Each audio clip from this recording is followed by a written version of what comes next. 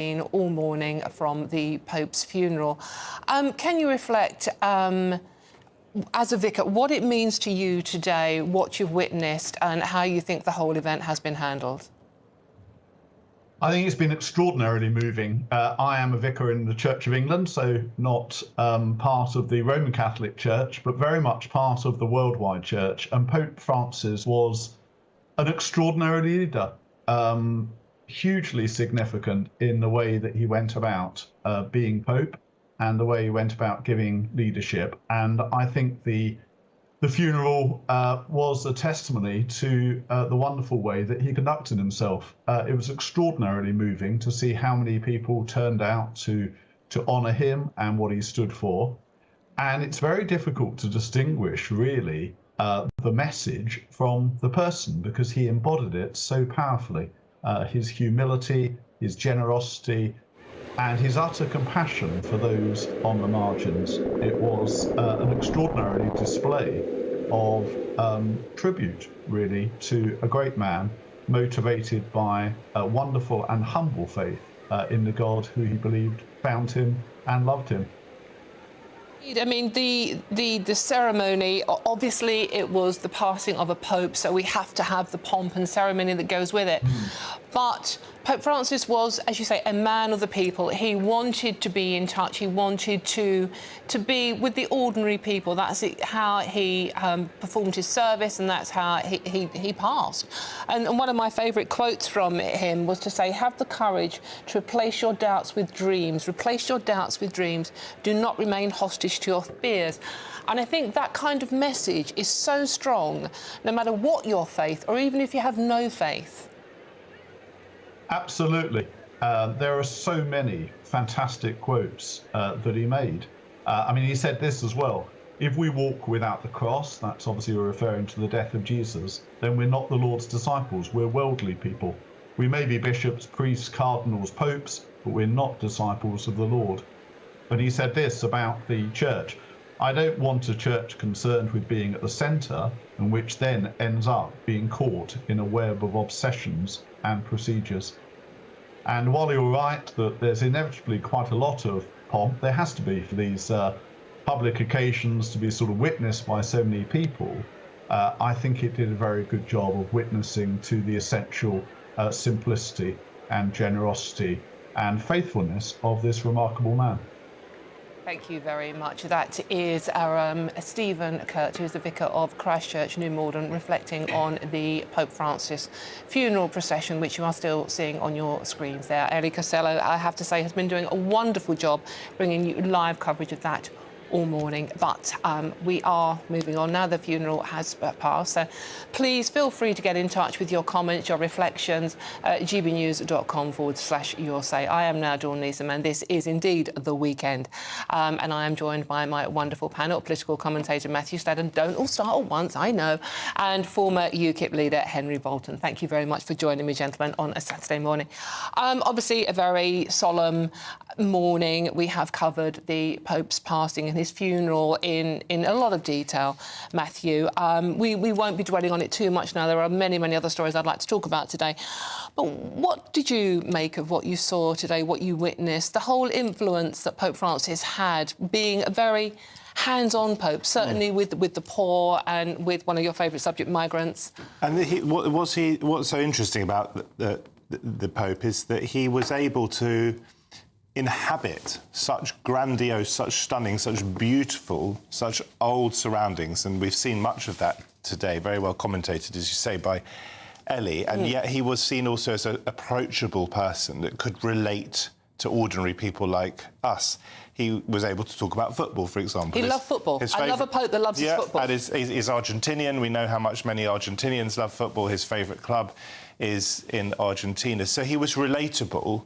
And this is. I don't think he lived in the grandest of circumstances. I think he chose not to. He chose not to live in the papal accommodation. Yeah, but that said, where the next Pope is going to be chosen in this conclave, for this group of cardinals, is the Sistine Chapel. And he will have known the Sistine Chapel so intimately. That's where Michelangelo's famous ceiling is, God reaching out to Adam. So to be able to combine those sort of circumstances in which he found himself, with continuing to be able to relate to people on an individual basis, so important. And also, I mean, he does speak for or represent 1.4 billion Catholics around the world, so it's a big moment. Yeah, absolutely.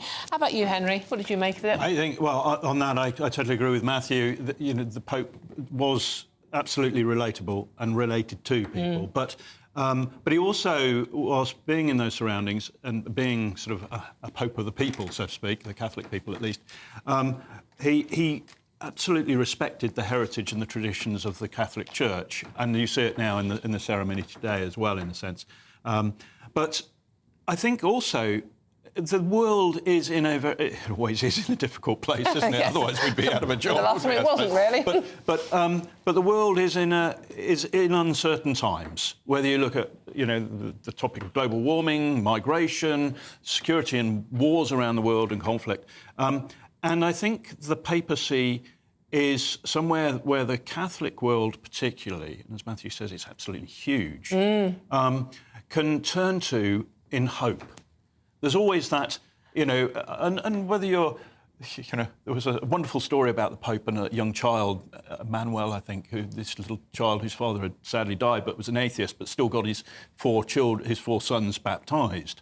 And, I think that's sort of this Pope and the papacy is, look, you might not believe, but we all need hope in our lives. That's it. And that's the and message. That's what this is about. There are so many people who take hope and inspiration from this sort of thing. And may that always be so, because I think it's an incredibly useful thing in people's lives. And if they don't have hope, they don't have it. He's a universal figure, and he's able to reach out beyond Catholics, isn't he? Yeah, I mean, there isn't a person in the world who doesn't know about the Pope. Exactly that. OK, right, OK. If you want to continue watching live scenes from the Basilica of St Mary Major, you can scan the QR code you can see on your screens now, or head to GBN2 on YouTube.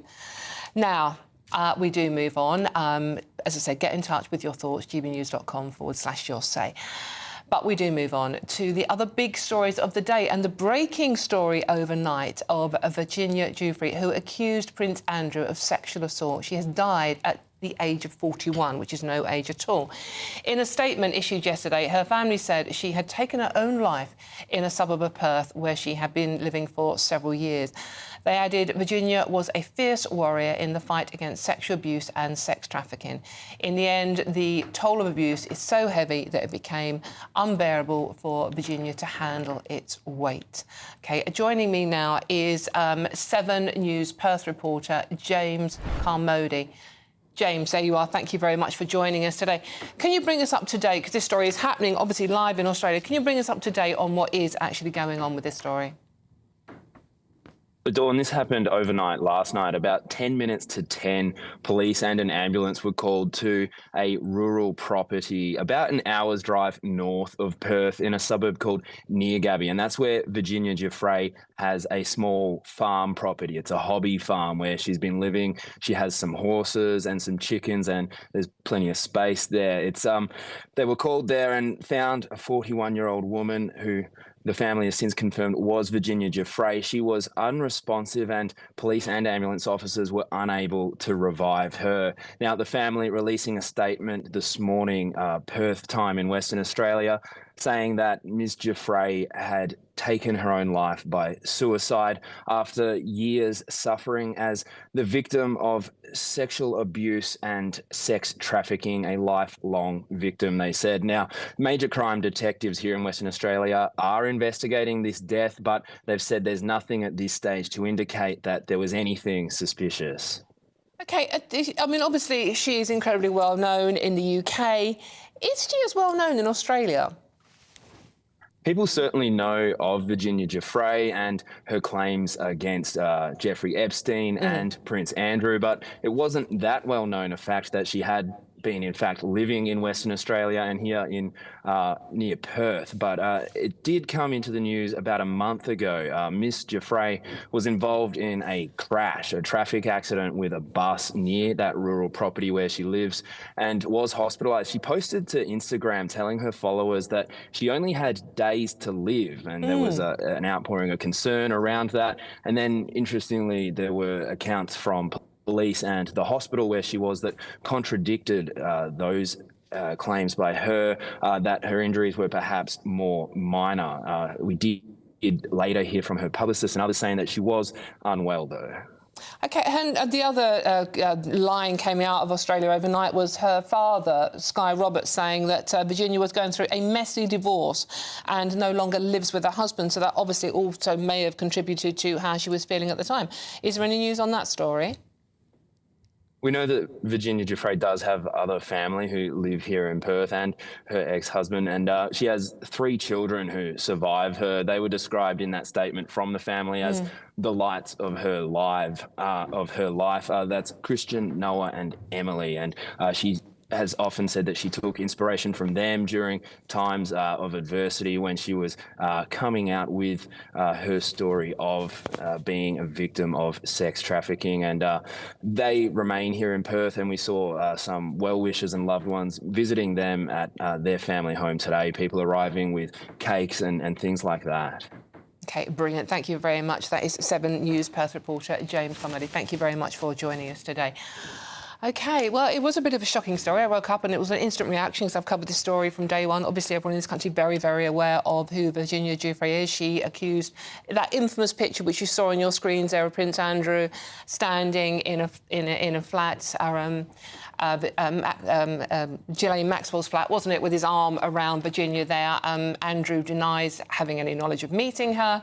He did pay an out-of-court settlement to her, but she has fought fiercely for the victims of sex trafficking. And as we know, Epstein took his own life in prison. Prince Andrew denies any wrongdoing in anything connected to this story. So let's see what my panel make of this. Political commentator Matthew Stadlen and former UKIP leader Henry Bolton. Henry, I was a bit shocked by this news when I woke up this morning and it broke. I mean, she was only 41 years old. She has been, since she got involved in the Prince Andrew case, a fierce campaigner for the victims of sex trafficking and speaking out about girls that went through the same experience she did. She was 17 years old when she alleges she was forced by Epstein to sleep with Prince Andrew at least 3 times, including in this country and in America, where it was illegal. What did you make of the news when you heard it? Very sad, tragic. I can't say that I'm necessarily surprised because I don't know the case. I mean, I've not got any personal knowledge like most of us. And there's been so much over the years that you know, sifting the wheat from the chaff, you know, is just really very difficult. And I think, you know, so with that caveat, I think this is a tragedy, clearly. And I think probably here is a young woman who has gone through an awful lot in life, probably thought she was living the fast life, probably in that process went along with things that maybe in later life she regretted. She's had to live with in any case. The sort of mental health pressure that results in is not going to be easy to live with, and perhaps even, you know, relationships afterwards are going to be difficult to manage inevitably. And I think there are a lot of, actually, sadly, young women and perhaps young men as well in the world today, partly as a result of sort of some of the internet sort of stuff that's going around, that maybe are falling into a similar sort of trap. And it's not necessarily, it's a sort of, I don't want to say willing exploitation, because exploitation is exploitation. She was 17. There's the men involved were in their 40s and 50s. Yeah, but so there's unquestionably an element of that, but there's also an element perhaps of wanting to enter that world because it seems to be glamorous when in fact it's abusive and exploitative. So I think there's a broader issue there.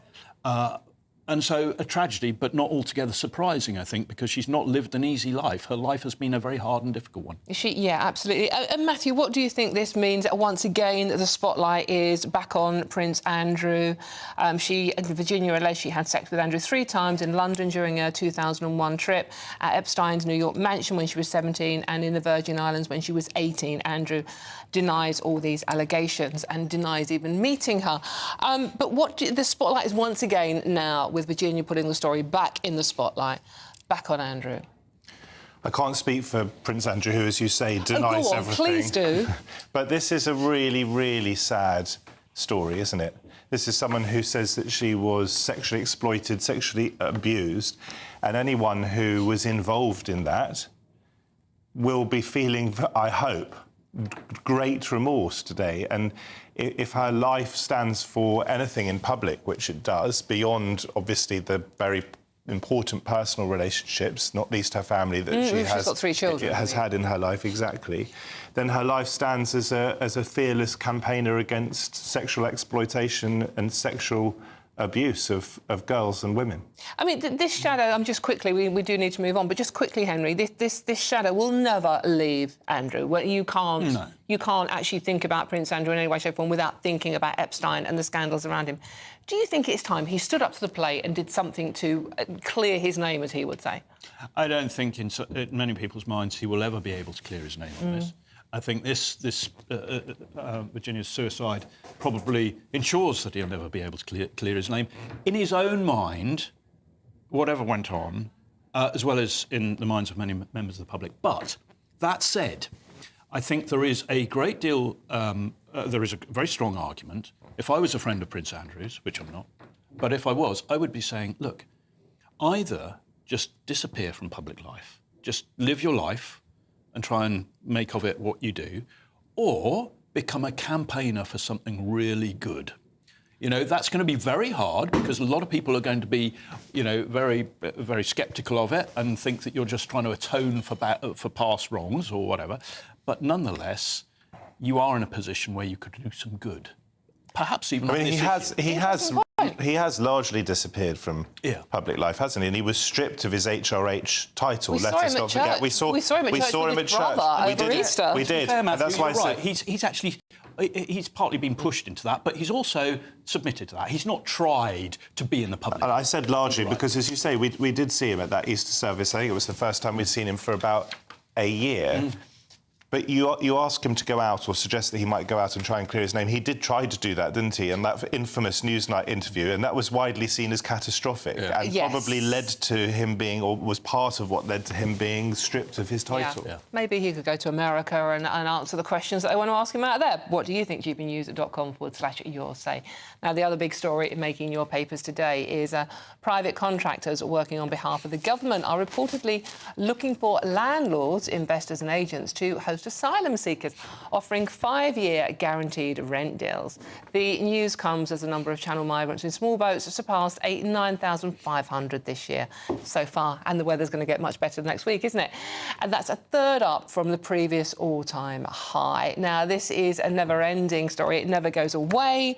Asylum seekers, record numbers coming here. What do we do with them? This particular story, though, I know will annoy you because it is a story that we're moving them out of hotels into private rented accommodation where everything is guaranteed, and the company organising this are being paid by, yes, you, the great British taxpayer. So how do you feel? You might be struggling to pay your bills. You might be struggling to pay your energy bills. You might be worried about whether you can put food on the table. Meanwhile, your taxes are paying to put asylum seekers, many coming across illegally in the boats, in nice, comfortable housing with everything guaranteed. Henry, this is another annoying migrant story, isn't it?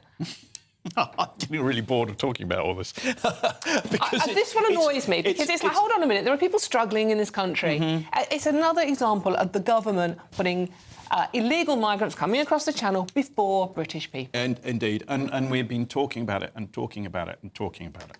And it seems to never change. And the government, whichever government it is, seems to be digging itself into an ever deeper hole through increasingly sort of standalone, erroneous policies such as this. Yeah, but to be fair to the Labour government, they said they'd get them out of the hotels, and that's what they're doing. Right. But look, this, as I've said numerous times, none of this is going to go away. None of these contentious policies are going to end until the problem of the boats ends. And what the government is doing with this is not addressing the boats and going after the criminal gangs, as I've said, is one small, yes, useful, but small part of the puzzle.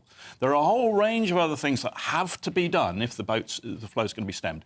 And what the government is doing is not addressing that. It is addressing some of the consequences of this flow. And those consequences are going to increase. They are going to become ever more expensive. And now it's eating into UK housing stock as well. So until the government actually finds the courage, the will, the knowledge, and the plan to deal with the flow of the boats. Now, that's a large topic that we've talked about before, and no doubt we'll talk about again, sadly. But so this, I think, we're passing the cost on. It's worth saying that no matter what solution is applied, there's still going to be a cost implication. So we're shifting cost around. It's generally overall increasing, but we're shifting it. Any solution is going to require funding. But the thing is, I want to see solutions applied which are going to address the problem so that at one point we can then stop having to fund it. That would be, I mean, this is, to be fair, Matthew, this is cheaper than keeping migrants in hotels. However, Serco, which is one of the 3 private contracts involved working for the Home Office, is offering landlords, private landlords, 5-year guaranteed full rent deals to house asylum seekers. Now, if I was a landlord, I'd be going, well, this sounds like a really good deal, guaranteed, all looked after, I don't have to worry about it. However, we have 1.3 million people on the social housing waiting lists. So you said earlier, I think perhaps tongue-in-cheek, this was my favourite topic. It definitely is not my favourite topic. You do mention it occasionally, it has to be said. I respond, and when I'm asked about it, or people post about it, this is a favourite topic of the right-wing media. First of all, these people are human beings, let's remember that, OK? And if they are here illegally, they should be deported, and with any luck, will be deported.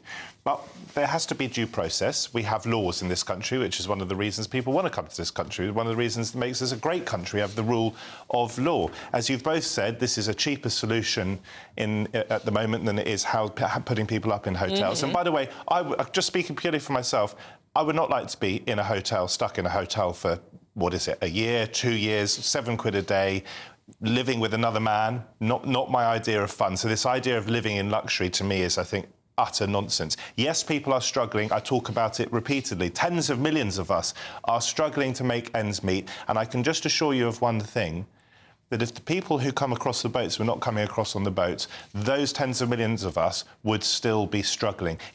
We've got a massive problem here, which we do have. Let's look over there and blame them. And that's been done for decade after decade after decade. It's nothing new. I don't think that people are blaming them for the economic woes. What they are a bit jaded about, to say the very least, is that taxpayers' money, which we're desperately in need of funding for all sorts of things, but that money is being diverted to look after people who come into the UK. And you say due process, and of course, I'm never going to say that we shouldn't have due process and fair justice and so on. However, if you arrive, let's say from from anywhere, and you arrive at Gatwick Airport and you don't have a travel document, you are going to be stopped at the border, at that immigration control. And 9 times out of 10, you are going to be put on the next flight back. There is no due process. There is, you're attempting to enter the United Kingdom without the correct documentation. That's because we have legislation and rules that govern air and landside immigration at airports. We have no such facility, legally or physically, on our maritime borders. Why not? It's a big question. It's an easy answer, and it needs to be applied. The answer is just replicate it on our maritime borders. And there is we can talk technically about that, but if you're right, why do you think Sunak, who is absolutely desperate to stop the boats? I mean, he wasn't. Well, hang on. He's staked his prime ministership partly on stopping the boats. And he's no longer Starmer is indeed he failed, and Starmer is desperate to stop the boats, and so far he's failed. If it were as easy as what you suggest, that you simply have a law that means if you arrive by boat, an aeroplane is immediately on hand and you're sent back to whatever country, no matter what country it is, whether it's Afghanistan, where it's incredibly dangerous, or Syria. Why do you think neither of those prime ministers have done that? 2 reasons, really. One is because we're in the ECHR and we have the Human Rights Act here. But you're saying that doesn't apply to airports, apparently? No, because we've got a legal facility at those at airports that doesn't apply at maritime ports. I'm asking why not? So we don't have the legislation in place. And if you talk about Sunak, well, why don't they legislate? I'm asking. Why don't they legislate, Henry? Why, when Sunak passed his legislation on Rwanda, why did he deliberately, knowingly, consciously include in that a loophole? Because he actually didn't want to do it. Now, you'd have to ask him why not, but he created a loophole knowingly, and it was brought up and discussed with him, and yet he persisted in keeping that loophole.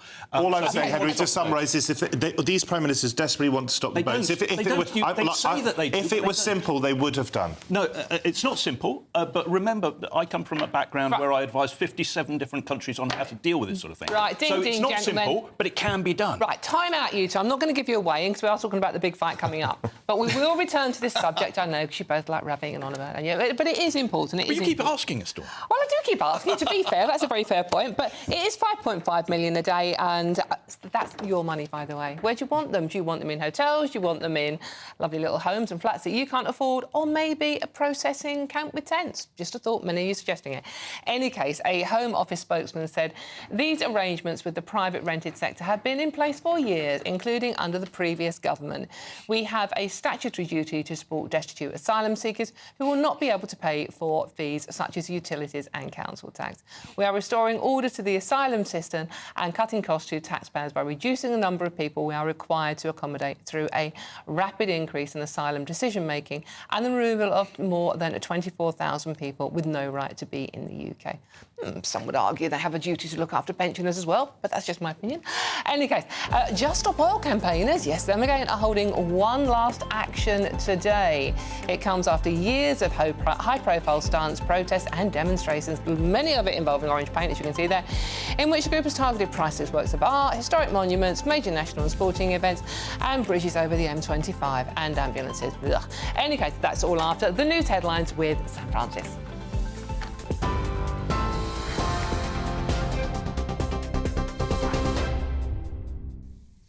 Dawn, thank you, and a very good afternoon to you. 36 minutes past midday. Let's get you up to date then on the scenes at the Vatican, where Pope Francis has been laid to rest after a historic open-air funeral attended by world leaders and royalty.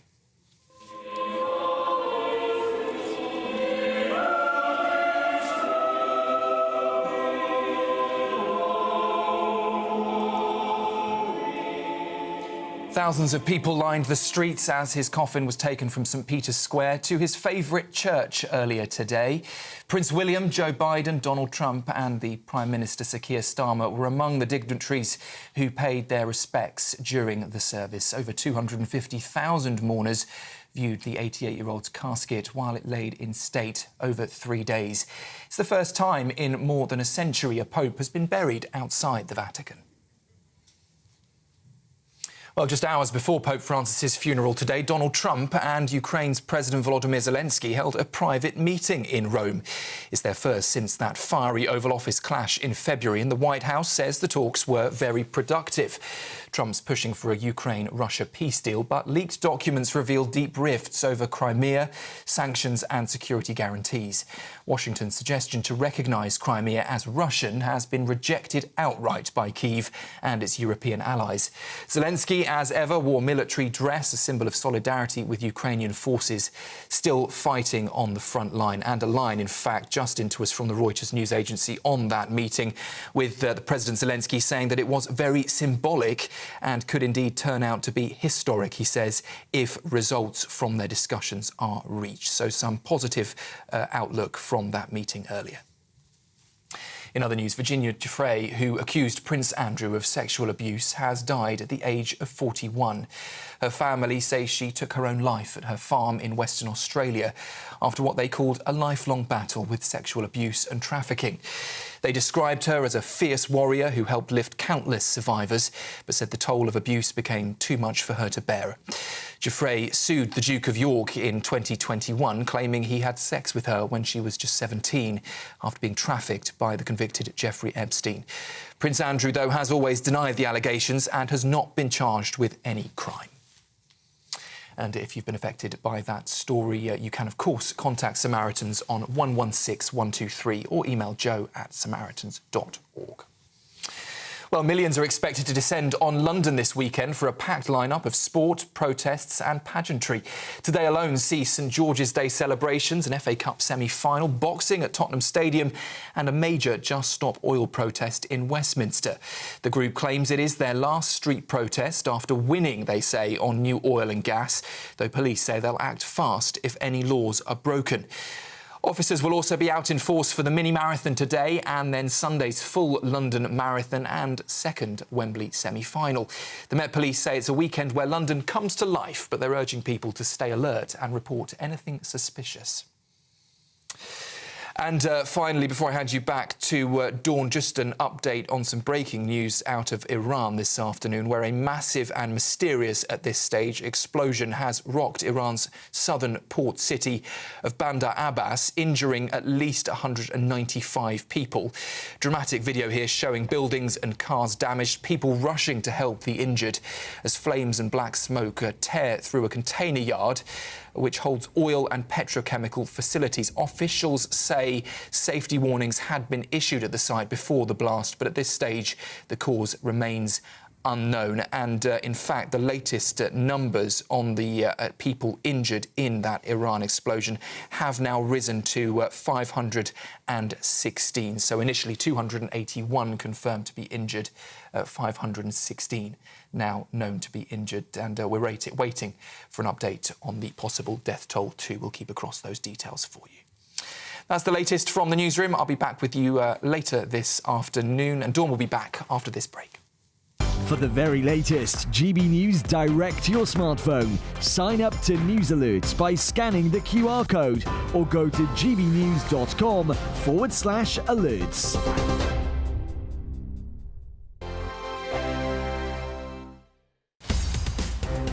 In the GB Newsroom, we bring you the news as it happens. With our team of dedicated journalists across the UK, we're ready to keep you up to date with what's happening every half an hour, every single day. Bulletins here on GB News, the People's Channel, Britain's news channel. I'm Christopher Hope. From pop stars to politicians, I'll interview anybody in a pub who's got a political opinion. Join me every Friday on Spotify, Apple Podcasts, YouTube or gbnews.com, or wherever you get your podcasts. This is GB News, the People's Channel. This is Britain's Newsroom, where your voice matters. It's just astonishing. With expert analysis and honest opinion, we don't just keep you informed. We bring you unique perspectives you won't see anywhere else. Can't argue with any of that. When the news happens, it happens here. On Britain's Newsroom, weekdays from 9:30 a.m. Only on GB News. From the school run to the home run, watch a new show for all of Britain. He can say whatever he wants. A straight-talking show where all voices are heard. And, you know, when are we going to stop talking about smashing the gangs and actually do it? With the stories that matter from every part of our country. There's a bit of a crash landing there for your Chancellor. Bold, fearless and standing up for you. That's me, Martin Daubney, 3 p.m. till 6 p.m, weekdays, here only on GB News. The People's Channel, Britain's news channel. Mornings don't have to be tiresome, especially if you have the right company. Wake up to news as it happens, opinion and debate, and of course, a little bit of entertainment too. Because when the kettle's on, we're on. That's Breakfast on GB News, a show worth waking up for. Every morning from 6 a.m. Only on the People's Channel, Britain's news channel. We'll spread the news, you spread the word. Hi, I'm Michelle Dewberry, and my show is your opportunity to cut through all the noise and dive in headfirst to some robust debates. Ideas clash. Situation, isn't it? No, because the failure is you're deliberately avoiding my point. Nothing's held back. And if you think this is the end of it, wait for more. And we do not shy away from the difficult stuff. Sometimes I want to shake people and say, if only you understood. So join me on Jubes & Co. weeknights at 6 p.m, only on GB News, Britain's news channel. Exciting news. Every Friday, my Patrick Christie's Tonight Show is going to have a twist to it. We're welcoming some special guests. You. That's right, on Fridays I'm going to be doing my show in front of a live studio audience because this show is about you and what you have to say. It's going to be the same big debates, same big topics, same big opinions, but every Friday night at 9 p.m. you are invited to come on down to Patrick Christie's Tonight to be a part of the action. only on GB News, the People's Channel, Britain's news channel.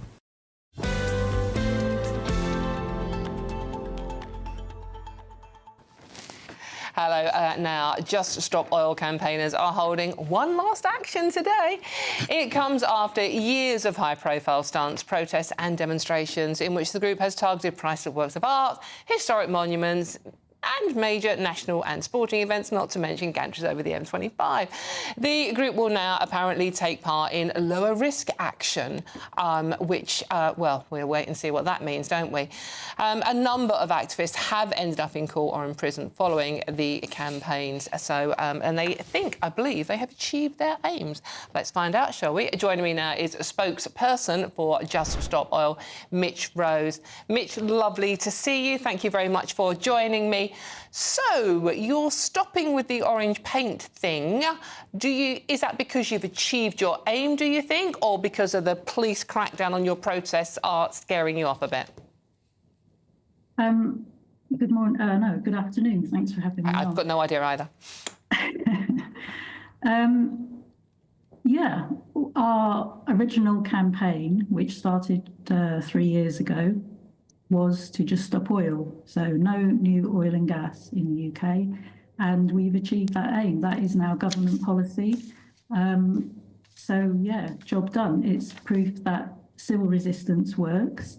And it's amazing what a small group of dedicated people can achieve. But do you think that the way the police have changed the rules and clamped down on your kind of protest have made a difference? I mean, I believe you were involved in several legal skirmishes, weren't you? Well, if I can sort of go beyond that question, what the police are doing is what they've been directed to do by the government and the courts. And what our campaign has also done is it's shone a light on corruption in the government and corruption in the courts. And if I can just, I can see you looking at me strangely. Can I just interrupt? What do you mean by that? Okay, I'll give you a really, really good example. So Rishi Sunak thanked Policy Exchange, a right-wing think tank in Tufton Street, for writing the anti-protest laws. Now, Policy Exchange are funded by ExxonMobil and also your own Paul Marshall, who's half owner of GB News. He gave £890,000 to Policy Exchange. And he has a hedge fund with 2 million invested in the likes of Shell and Equinor and Chevron. So you can see there, it's laid plain, isn't it, that billionaires have bought political power and media influence, and they've written the laws that have now arrested around 3,000 Just Stop Oil supporters and put about 180 of us in prison. Right. You are saying this is a personal campaign against you rather than the fact that you were risking ordinary people's lives by bringing traffic to a standstill on the M25 and in London? It was very much a personal campaign because I believe a load of farmers took tractors into central London the other week, and I don't remember them being arrested and put in prison. So yeah, it's personal to Just Stop Oil, isn't it? Well, OK, just very quickly before we go, why this weekend? And we've got the London Marathon, 2 FA Cup finals, St George's Day parade. I mean, is it because basically you just are still attention-seeking? It's a celebration of what we've achieved, and it's to highlight, showcase what's coming next, which is a need to update our democracy. And we'd like people to go and sign up to thehouseofthepeople.com because we need a democracy for people, not one for billionaires. OK, Mitch, talking about people, what would you say to the people whose lives you did disrupt, people who were trying to get to hospital, people in ambulances? I mean, you caused an awful lot of heartache. Do you think you owe them an apology? I would say to those people in normal circumstances, this would have been completely out of order, but we're not in normal circumstances. We're seeing the breakdown of just about every system that we rely on, the collapse of our climate systems, the complete destruction of our weather, of our wildlife and our nature. So something has to happen, change has to come. So please go to sign up at thehouseofthepeople.com. OK, all right, Mitch, thank you very much. That is Just Stop Oil spokesperson Mitch Rose there on their final protest. OK. Well, gbnews.com/your say. What would you like to say on that one? And if you are in search of some holiday sun, yeah, risk it, go and fly abroad. Here is a forecast for some of those top European holiday destinations for you. Ready to soak up that holiday sunshine? Won't we need some cover? No worries, all sorted. All Clear Travel Insurance sponsors GB News Travel Destinations Forecast.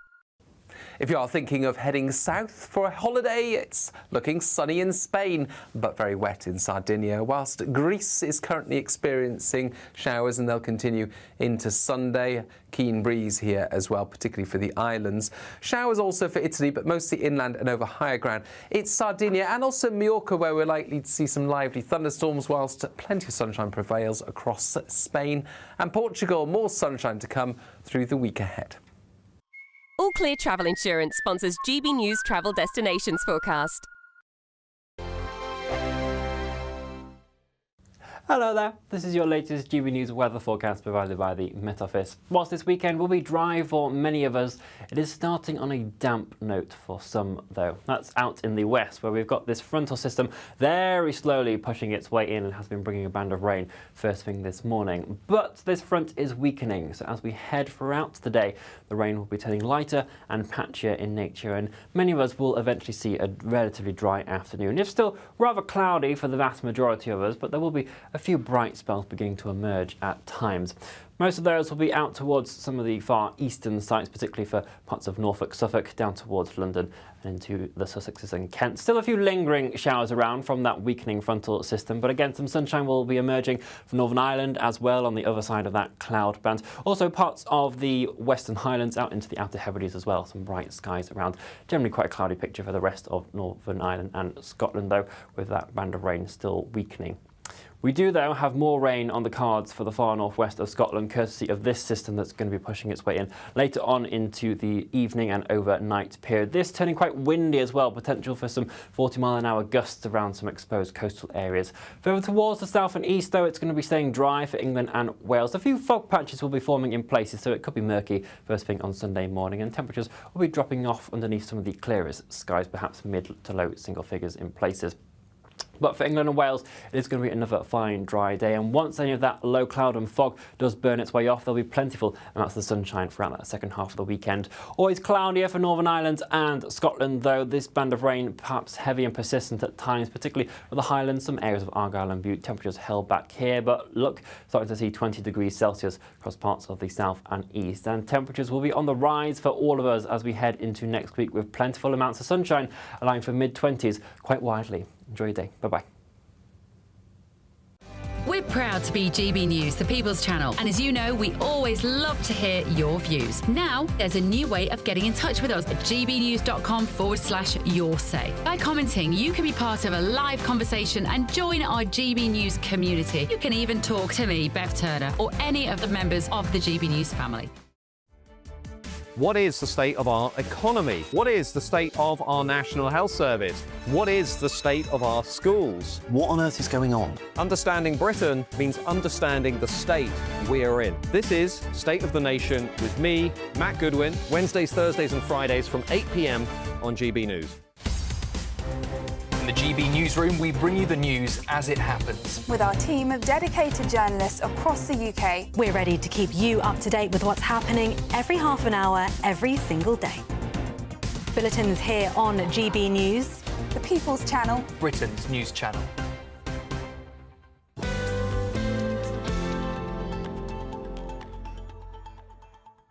Hello, welcome back to the weekend with me, Dawn Neeson. Now, you just heard, if you're watching earlier, our little interview with our Just Stop Oil, who are holding their last protest today with all the orange paint and stuff and stopping ambulances getting to hospital.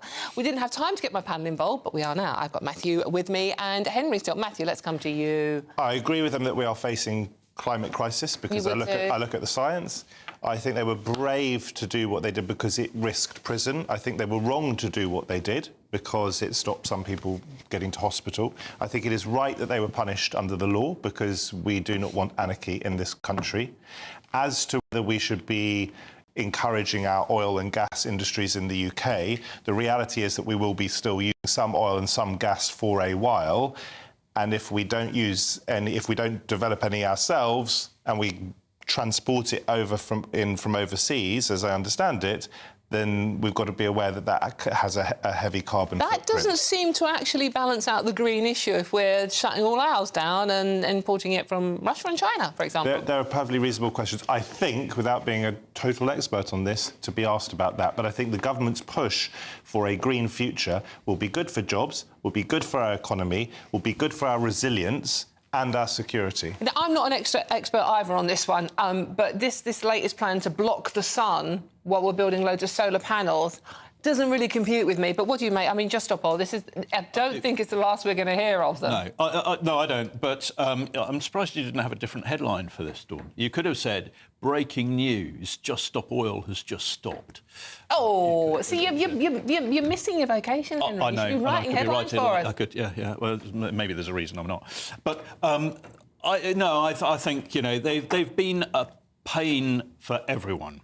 They've highlighted an issue, and I think the only person who's listened, if anybody, because actually you switch off when people irritate you.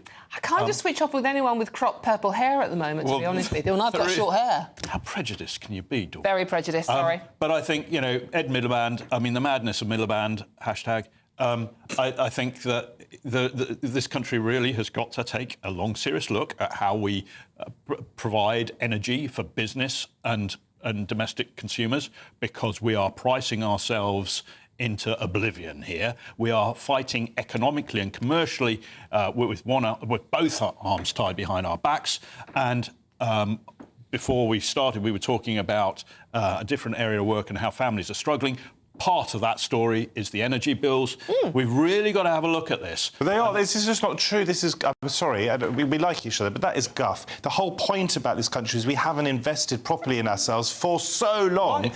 The future is, whatever you say, Henry, going to be green. Let's get in there now, as the government is doing. And in the end, maybe not immediately, but in the end, that is going to drive down the cost of energy for us Look, Brits. why don't we do something pragmatic like the Swedes, who are saying, as the technology comes online to enable us to do this without hammering our economy, we will do so. OK, right, what I'm going to do now is go to a break because we're running out of time. I'm Jordan Neeson, this is GB News. Don't go too far, we've got loads more to come. It's absolutely packed. But before, it's the weather. Here you go.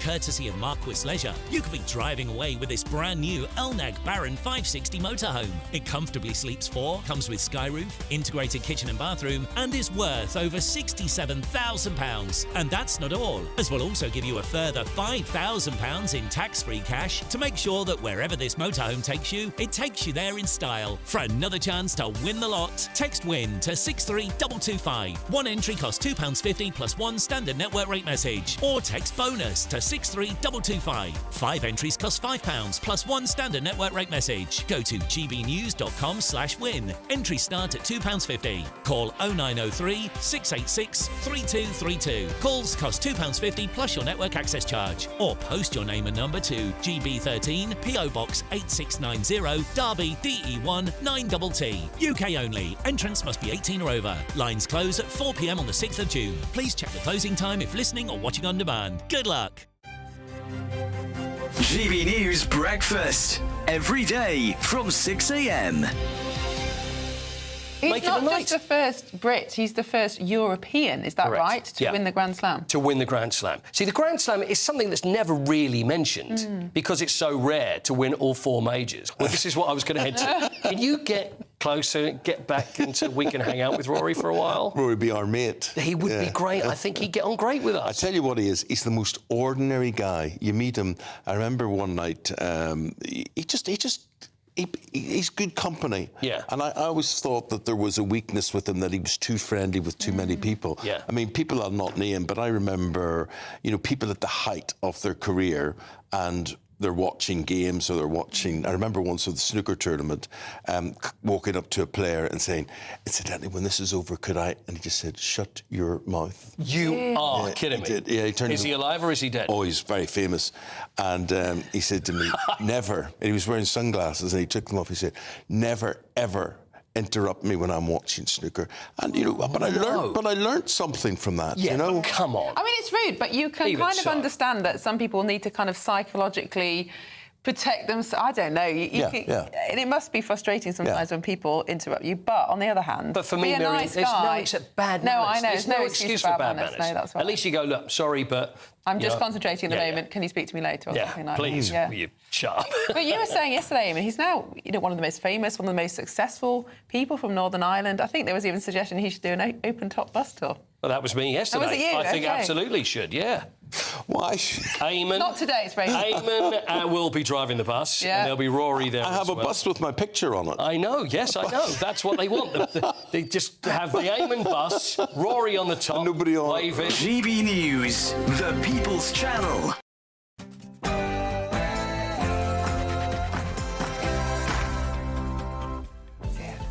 Hello, good afternoon. It's 1 o'clock. It is 1 o'clock on Saturday, the 26th of April. Thank you for your company this lovely Saturday afternoon. This is the weekend on GB News. Now, your big stories for you this hour.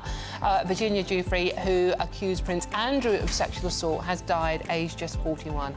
In a statement issued yesterday, her family said she had taken her own life in a suburb of Perth where she had been living for several years. We're live in Australia with that story for you. And private contractors working on behalf of the government are reportedly pleading with landlords and investors to host asylum seekers. Here comes as small boat arrivals continue to break records. We'll have the very latest on that story, and it's very annoying, I can warn you of that one. And Just Stop Oil campaigners are holding one last action today after years of high-profile stunts and protests in which the group has targeted priceless works of art, historic monuments, major national and sporting events and the M25. But what has the organisation actually achieved? I'll be asking them that just this afternoon. And tonight's The Night, one of the most bitter and genuine long-running feuds in British boxing, will be settled when Chris Eubank Jr. and Conor Benn touch gloves at the Tottenham Hotspur Stadium. Who's your money on? I'm Dawn Neeson. I've interviewed both their dads, actually. I'm Dawn Neeson, and this is The Weekend.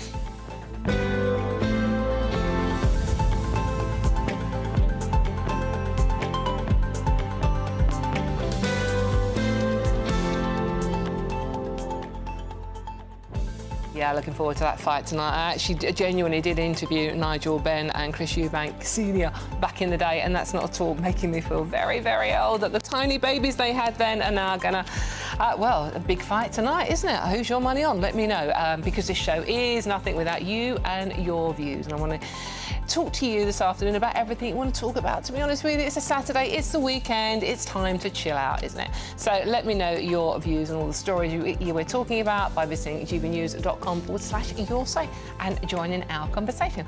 I say our because, yes, I know what you're saying. I'll read some out, I promise.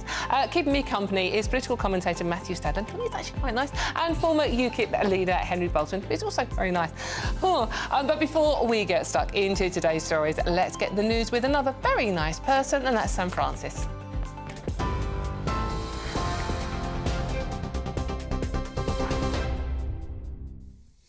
Very good afternoon to you. The top story this lunchtime, well, he has been described as a pope among the people. Pope Francis has been laid to rest today in Rome after a historic open-air funeral attended by world leaders and indeed some royalty.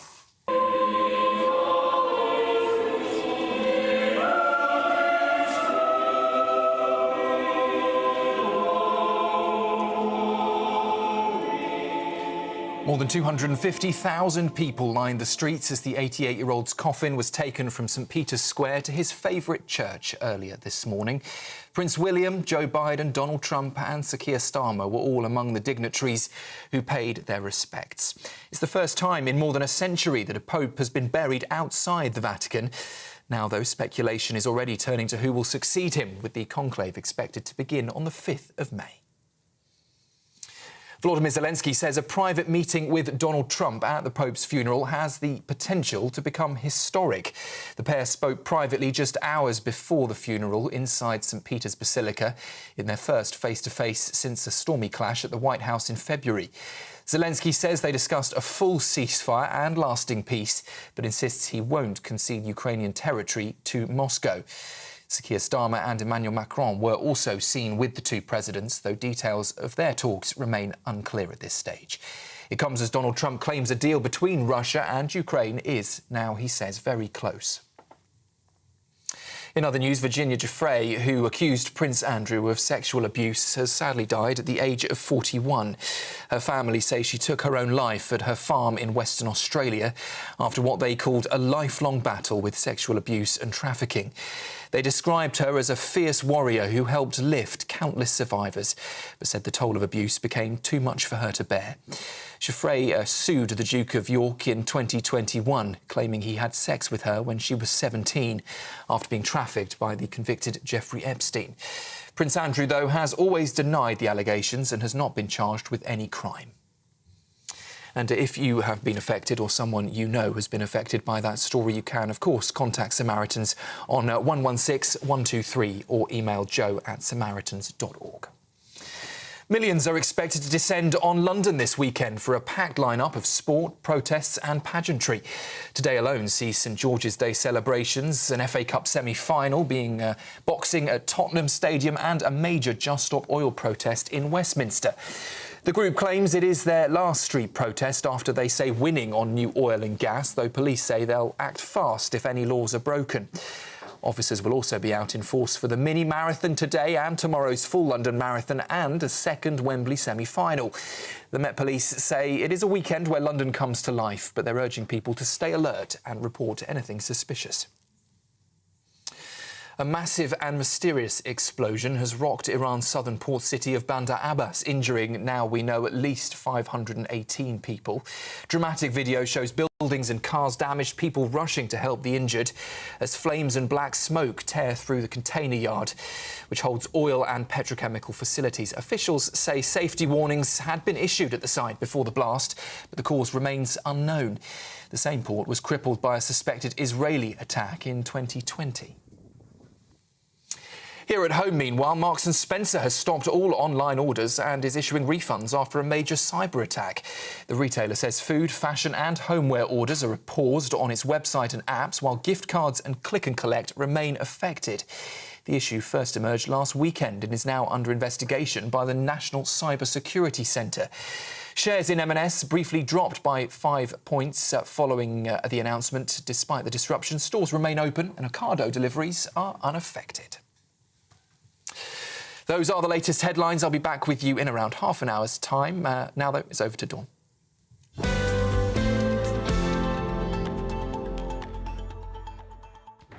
Thanks very much, Sam. Now, the funeral mass of Pope Francis in St Peter's Square in the Vatican has now ended, and Pope Francis is being laid to rest at the Basilica of St Mary Major.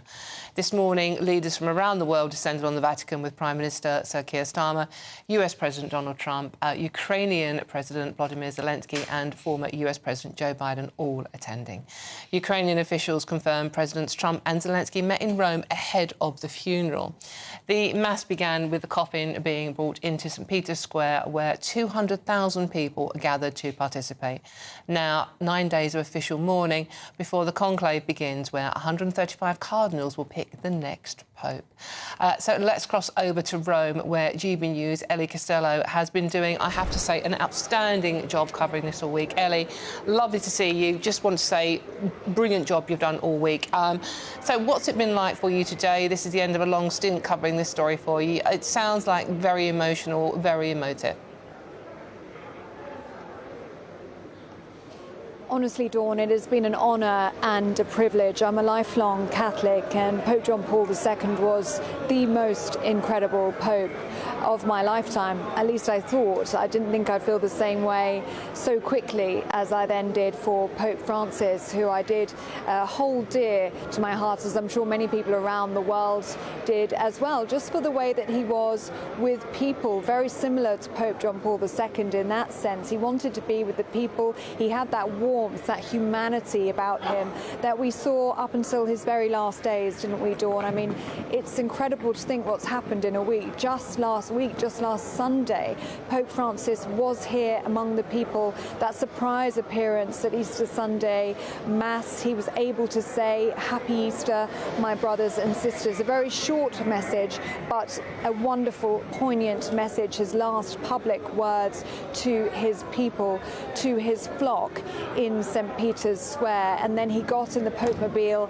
he was waving to the crowd, he was giving a thumbs up, babies were being passed to him, and he was blessing them. And what an incredible last moment, public moment for Pope Francis, the people's Pope, to be among his people, and then for the people this week to show their love and affection back for him. And that's what we saw today, Dawn, in this funeral mass, in this solemn requiem mass that lasted 2 hours here in St. Peter's Square.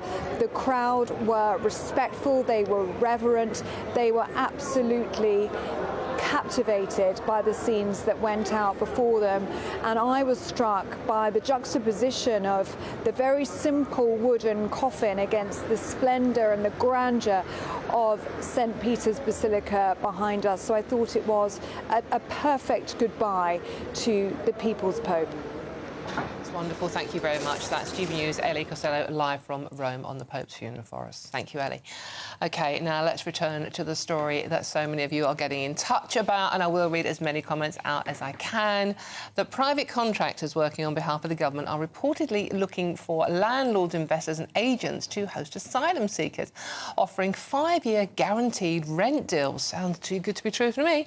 The news comes as the number of Channel migrants in small boats surpassed 9,500 this year so far, a third up from the previous all-time high. OK, so I'm joined now by the wonderful Suzanne Evans on this, Susan. Now, Susan, you just mentioned before, while we were listening to Ellie there as well, but you also used to be a landlord. I did, in a very small way. Yeah, so yes. this story is a double whammy for you, isn't it? What do you make of it? So I'm absolutely incensed by this story, actually. You know, for years we've been told by the authorities that migrants do not jump the queue when it comes to social housing. We've heard that again and again and again. And here we are, this story, when they quite clearly are jumping the queue because landlords are being encouraged to take migrants in and keep them on for 5 years. So basically, they're taking homes from Brits who've lived here all their life, who've paid tax and worked here, and illegal immigrants are getting those places in homes as well. The government says we've got a statutory duty to support destitute asylum seekers who won't be able to pay for fees such as utilities and council tax. Well, what about destitute people in this country? Exactly. What about those veterans that we have on the streets that can't get jobs? What about the get homes? What about the 1.3 million people who are on social housing waiting lists in this country? Here we are. All you have to do is come across in a small boat. You get a house, you get your rent paid, you get your council tax paid, you get your utilities bills paid, you get everything. People are rightly, absolutely livid about this. The other issue here is that, frankly, as a former landlord, I think it's one heck of a cheek. There has undoubtedly been a war on landlords, both by this government and the previous Conservative government. They have both governments set out to deliberately force landlords out of the sector, and it worked. It was very successful. So they stripped away the right to offset your mortgage interest payments against tax. In what other business do you take out a business loan and you're not allowed to charge and make the interest tax deductible? So that was the first thing. 3% extra stamp duty on a second home. And now, of course, we've got Labour with the Renters' Rights Bill, which is terrifying landlords. And I've just got some interesting stats here very quickly, Dawn. There's been a 40% reduction in private housing, rental housing, since 2019. That's 164,000 properties lost. That's according to Hampton's estate agents. According to PwC, 1 in 5 landlords are quitting because the business is now so unprofitable and so difficult. And according to the National Residential Landlords Association, 21% of landlords sold up last year, whereas only 8% people actually got into the market and bought houses. That has put up rents massively. The average rent now is around £1,300 a month. In London, it's over £2,000 a month. So we've got this ridiculous situation where governments have deliberately forced landlords out of the way and limited the number of rental properties available, where rents have gone sky high for ordinary people that want to rent. And now illegal migrants just waltz in and take them. I mean, I hope you can understand how furious I am, but I know many other people are going to be absolutely livid as well. I understand that. So there's less supply in the market, there's less less private supply. rentals, and there are 1.3 million people on social housing waiting list in this country that we know, many through no fault of their own whatsoever. And now landlords are being enticed, the few properties there are out there, to rent them out to many of them are illegal asylum seekers. Well, I'd argue they're all illegal because they've come here, they're criminals, they've come here, they've chucked their papers overboard. If they've come in on a small boat, they have paid a people smuggler. That is a criminal act. So, you know, to tell landlords, we hate you, we're going to wage war on you, we don't like you, we want you to sell up and, oh, by the way, taking a few illegal migrants with you. It's appalling. Being a landlord is not easy. So this sounds like a very good deal. You know, you've got guaranteed income for, what is it, 5-year guaranteed full rent. Yeah. And the Serco, this is the story, but there's three big suppliers of who are looking after asylum seekers in this country. Serco is one we're talking about here. And they are going to literally take over the management of the property, making sure the utilities are paid for. So the landlord has to worry about nothing. 5 years guaranteed income. Yeah, that's right. And of course, that's how Serco was selling it. They had organised an event for potential landlords in Worcestershire. They've now pulled that, I think, since the newspapers got hold of the story. But that's exactly how they were advertising it. 5 years' rent, no arrears, everything paid. We'll pay for the repairs and the maintenance as well. I mean, like you say, it does sound like a deal that's too good to be true. If I was still in that business, would I do it? No, because I think it's frankly unethical, what the government is doing. However, so I wouldn't. But of course, a lot of landlords will think, particularly as they know they've got all this stuff coming down the tracks in the Renters' Rights Bill, they can't evict people. There's going to be restrictions on rent. They might have to take people's pets without any choice. So many restrictions on them. I can see the appeal for many people. But what the government to do? I mean, so far we've got £5.5 million a day to keep our migrants in hotels. I mean, nearly 30,000 of them in hotels. You know, this is going to be cheaper at the least. It will be, because of course it's going to be much cheaper to rent a property than it is to put people up in hotels. But I think this is also very disingenuous. So the Labour government say, oh, we're going to shut the migrant hotels. That's what we're going to do. That's a really good thing, isn't it? And no, they might be shutting the hotels. They're going to put them next door to you instead. They're going to put them in private housing and taking a house off somebody who wants somewhere to live, who's already here, paying taxes, earning a good wage, still can't afford it because the rents are too high. Susan, do you think this is another example of the government, and the previous government as well, by the way, putting migrants before ordinary British families? I think it's cut and dried. They're banged to rights on this one. I don't see any other way you can argue it. There just isn't another way to argue it. They've had this war on landlords. They want them shut down. They don't want anybody having second homes unless you're going to put up a migrant. That's the very clear message here, Susan I think. Evans, a voice of reason, as always. Thank you very much for joining. Now, a Home Office spokesman, they've always got response, haven't they, has said these arrangements with the private rented sector have been in place for years, including under the previous government. We have a statutory duty to support destitute asylum seekers who will not be able to pay for fees such as utilities and council tax. One would argue that there are lots of ordinary families in this country who are struggling as well, not to mention pensioners. But, hey, what do you think about that? gbnews.com/your say. And in case we move on, should we have a bit of a punch-up, shall we? Tonight's the night. One of the most bitter and genuine long-running feuds in British boxing will finally be settled, well, that's arguable, when Chris Eubank Jr. and Conor Benn touch gloves at the Tottenham Hotspur Stadium after what seems like a never-ending build-up. The two fighters are, of course, the sons of rivals Chris Eubank Sr. and Nigel Benn. And Eubank has called the pre-fight antics a mockery of boxing and a circus. Let's have a listen. Hearn and Ben Shalom saying, why aren't you with Eubank Jr.? Why aren't you part of the fight week activities? Why aren't you in the corner? Because I will not be an accomplice to their stupidity, to their circus. Junior, you're smashing an egg against this guy's face. I taught you that. I didn't teach you that. Who taught you that? Did Karen teach you that? That's disgraceful. I'm gonna stand in your corner. You must be mad. You must be mad. I would never be in your corner. You're a disgrace. You're smashing an egg in someone's face, and then you're saying you're trying to justify it. There's no justification for that. There's nothing noble about that. Well, I interviewed Chris back in the day, and I can tell you he hasn't changed. OK, now let's talk to the man behind that explosive interview there, UK lead reporter at Second Hour, Eamon Khan. Eamon, thank you very much for joining us. I have to say that Chris hasn't changed. I interviewed him, what, 30 years ago when, you know, the dads of these two were doing the self-same thing. What did you make of what Chris Eubank had to say to you? Yeah, I mean, certainly it dominated the headlines and got the clicks and views on the fight, but he has a right to his opinion, of course, and I believe he was right to voice his concerns. That's ultimately what he did, voice his concerns. Eubank Senior, despite his son sharing his name, is a one of one and has a voice strong enough to carry the weight of those concerns. This is a fight pitched as reigniting the rivalry many years ago. Nigel Benn and Chris Eubank Senior, alongside the rich history of their family, synonymous with British boxing. I think Chris Senior wanted Junior to carry himself in the way Senior did. That ship sailed long ago.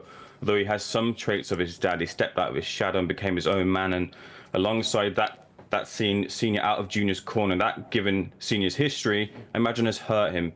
Eubank has always been a maverick, but traded his public persona off of nobility, bravery and a clean image, and he was unhappy with the profanity across the promotion, but more so Eubank Jr.'s choice to strike Ben with an egg, and I think that's what's really irked him. And this is a fight that's crossed over into the mainstream despite those headlines, despite the apparent injustice or justice Eubank Jr. sought for Ben's failed drugs test pre their scheduled fight 2 years ago. Boxing is in the mainstream once again, and it should be for the skills of the two fighters, not for striking an opponent with an egg. Yeah, I mean, unfortunately, all the back pages today, Eamon, are full of Chris Eubank Jr. failing to make that weight limit. He needed to weigh 160 pounds, but tipped the scales at 160.05, which is exactly the weight of an AA battery, which is a tiny amount. But because of that, he's now going to go into the fight dehydrated. And this is another issue for his dad, isn't it? It's actually, by the way, this is how much weight he needs, an AA battery, right? That was it. And that has cost him a fine of £375,000, which is a lot of money for a battery. But Dad wasn't happy about that. He thinks his son is risking his life, potentially. Yeah, I spoke a couple of weeks ago to Peter Hamlin, the brain surgeon who operated on Michael Watson after his tragedy that befell him in the second fight with Eubank Senior. And talking with him, he named threefold reasons as to what leads to those sort of serious injuries or tragedies in the ring. He mentioned, first of all, let's get the good out of the way. Boxing across the board has dealt with getting the right equipment to those who are in need of urgent care across all the promotion, across all the fights, 365 days a year. Those are in place, and if a tragedy does befall, an injury does befall, they're sought to and attended to as quickly as possible. The other thing that, of the two things that Peter mentioned, were that mismatches, whether it be skill for skill, there's apparent skill disparity, a weight disparity, or even the case that in this fight you can argue that that's what's happening here. There's a weight disparity and there's a skill disparity. Eubank Jr. a lot more experience, IBO world title, has held that title twice. Conor Benn hasn't been at that level yet and hasn't been at middleweight either, and nor been a solid contender at the weight below. He's a 147 fighter, that's welterweight, two weights below middleweight, and has admitted that he's going down to back to welterweight after this fight too. The other thing that Peter mentioned as well is same-day weigh-ins. Now, strictly, there isn't a same-day weigh-in happening here. The weigh-in happened on the Friday, which Eubank Jr. missed, but he has to rehydrate to 170 and no further on this day. That's now been made. He's made that rehydration clause. No further penalties have been administered, but he's had to make sure and monitor his calories, the amount of fluid. He's gone into this fight where he has to regulate strictly what he's been able to put into his body, and that might lead to dangerous consequences. We'll see on the night. Eamon, just very quickly, talking of the night, it's happening tonight. I mean, you know, the debate, is it a marketing masterclass or a boxing masterclass? Just quickly, marketing or boxing masterclass? What do you say? What, in terms of the fight as a whole? The actual fight, yeah. Is it the triumph of marketing over the actual art of boxing? It's the triumph of marketing over the actual art of boxing. This was a fight that was pitched. Of course, Eubank Jr. and Ben, sons of their fathers, so you'd have thought maybe they could put the two together, but because of their weights, they thought it wasn't a possibility. Many years ago, it's Callis Allen, actually, the former promoter of Eubank Jr., put out a social media post wanting to see both of them collide, and that then rolled the momentum forward to this point. But it's not because there's no titles on the line here. It's not a fight that has any consequences at the highest level of sport. It's a fight traded on their names, and they've certainly built that fight And up. cash, hardcore cash. And just quickly, OK, who's your winner? Well, it is a tough question, and I did reserve judgment on a prediction until I saw Eubank Jr. on the scales, and he doesn't look as bad as he did 2 years ago. I do believe and I do hope that his team have got it down to an exact science, and he can be as in peak of performance for this fight, and he's not. We don't see those dangerous consequences unfold tonight. Given that, though, he's very much solidified at this weight. Conor Benn isn't. I believe that Conor Benn will start fast, start early. Eubank Jr. has brought in sparring partners to weather that storm. I spoke to 2 of them, and he's certainly tailored his game plan to counteract those first early rounds. But if he comes through that, I think he then dominates after the 5th round and wins on points, potentially a late stoppage. OK, brilliant. Thank you very much. That's Eamon Khan, UK lead reporter at Seconds Out Boxing. Thank you very much for joining us with all the up-to-date on the big fight tonight. I'm Dawn Neeson, and this is GB News. There's loads more coming up on today's very punchy show. See what I did there? Trump and Zelensky have had their first face-to-face encounter since a very public row in the Oval Office in February. We'll bring you the latest on that very, very shortly. All of that and much, much more to come. This is GB News, Britain's news channel. Don't go too far. We'll see you very soon. From the school run to the home run, watch a new show for all of Britain. He can say whatever he wants. A straight-talking show where all voices are heard. And, you know, when are we going to stop talking about smashing the gangs and actually do it? With the stories that matter from every part of our country. There's a bit of a crash landing there for your Chancellor. Bold, fearless and standing up for you. That's me, Martin Daubney, 3 p.m. till 6 p.m, weekdays, here only on GB News. The People's Channel, Britain's news channel. This is Britain's Newsroom, where your voice matters. It's just astonishing. With expert analysis and honest opinion, we don't just keep you informed. We bring you unique perspectives you won't see anywhere else. Can't argue with any of that. When the news happens, it happens here. On Britain's Newsroom, weekdays from 9:30 a.m. Only on GB News. Good Afternoon Britain isn't just about us. The wonderful thing about this programme is it's about everyone watching. It's an interactive programme. Well, there absolutely is something to see here, and we're going to be talking about it more. Whether it's breaking royal news, please bring us up to date, or indeed a particularly punchy speech in the House of Commons. Very, very curious. We bring it to you live, and then we bring you live reaction as well. That's Good Afternoon Britain, weekdays from midday. Only on GB News, the People's Channel, Britain's news channel. I'm Christopher Hope. From pop stars to politicians, I'll interview anybody in a pub who's got a political opinion. Join me every Friday on Spotify, Apple Podcasts, YouTube or gbnews.com, or wherever you get your podcasts. This is GB News, the People's Channel.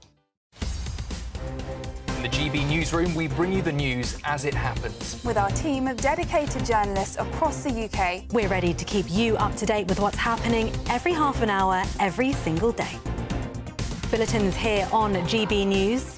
The People's Channel. Britain's news channel. The royal family is an enduring symbol of tradition, unity and pride for Britain. At GB News, we celebrate what makes this country great. In our new royal newsletter series, you can join me, Cameron Walker, for Inside the Palace, an exclusive look every week that takes you beyond the gates and brings you the very latest from those at the heart of the monarchy. Never miss a royal moment again. Sign up now. Go to gbnews.com/royal newsletter and get the latest straight to your inbox. Hi, I'm Michelle Dewberry, and my show is your opportunity to cut through all the noise and dive in headfirst to some robust debates. Ideas clash. Situation, isn't it? Because the failure is... You're deliberately avoiding my point. Nothing's held back. And if you think this is the end of it, wait for more. And we do not shy away from the difficult stuff. Sometimes I want to shake people and say, if only you understood. So join me on Jubes & Co. weeknights at 6 p.m, only on GB News, Britain's news channel.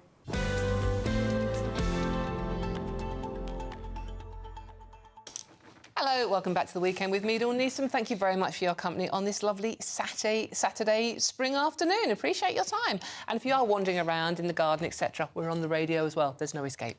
Now, Volodymyr Zelensky has said his meeting with Donald Trump ahead of the Pope's funeral could prove to be historic. if it leads to peace in his country's war with Russia. Yes, we have heard it before, I know. It marks their first face-to-face encounter, though, since that very public rout in the Oval Office, how can we forget, back in February. And Zelensky has said the two talked about the defence of the Ukrainian people, a full and unconditional ceasefire, and a durable and lasting peace that will prevent the war restarting. OK. Henry Bolton, this is your area of expertise, isn't it? A little bit. Yeah. What do you reckon on this one? The sooner we get peace in Ukraine and Eastern Europe, the better. However, in my experience, you cannot negotiate a sustainable ceasefire or peace agreement until and unless you take into consideration the concerns of both sides.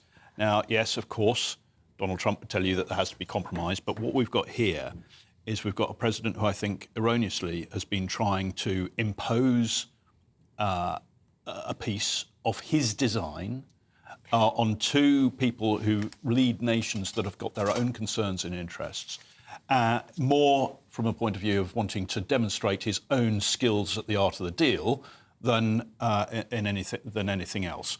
And I think, I hope that is starting to change now.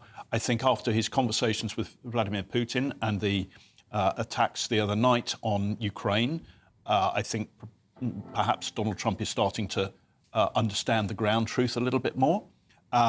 And, you know, I hope his thinking and his approach evolves, because I want to see peace. But that peace must be... At the end of World War I, we designed a peace that actually contributed massively. It was the foundation on which World War II occurred. It set the scene for that. We've got to be incredibly careful, and I don't think Trump has got the grasp of this, not to do that again. Can we imagine, Henry, if Russia had invaded Britain, tried to get into London, but we pushed them back, but they'd taken over East Anglia, Norwich and cities like that in the east.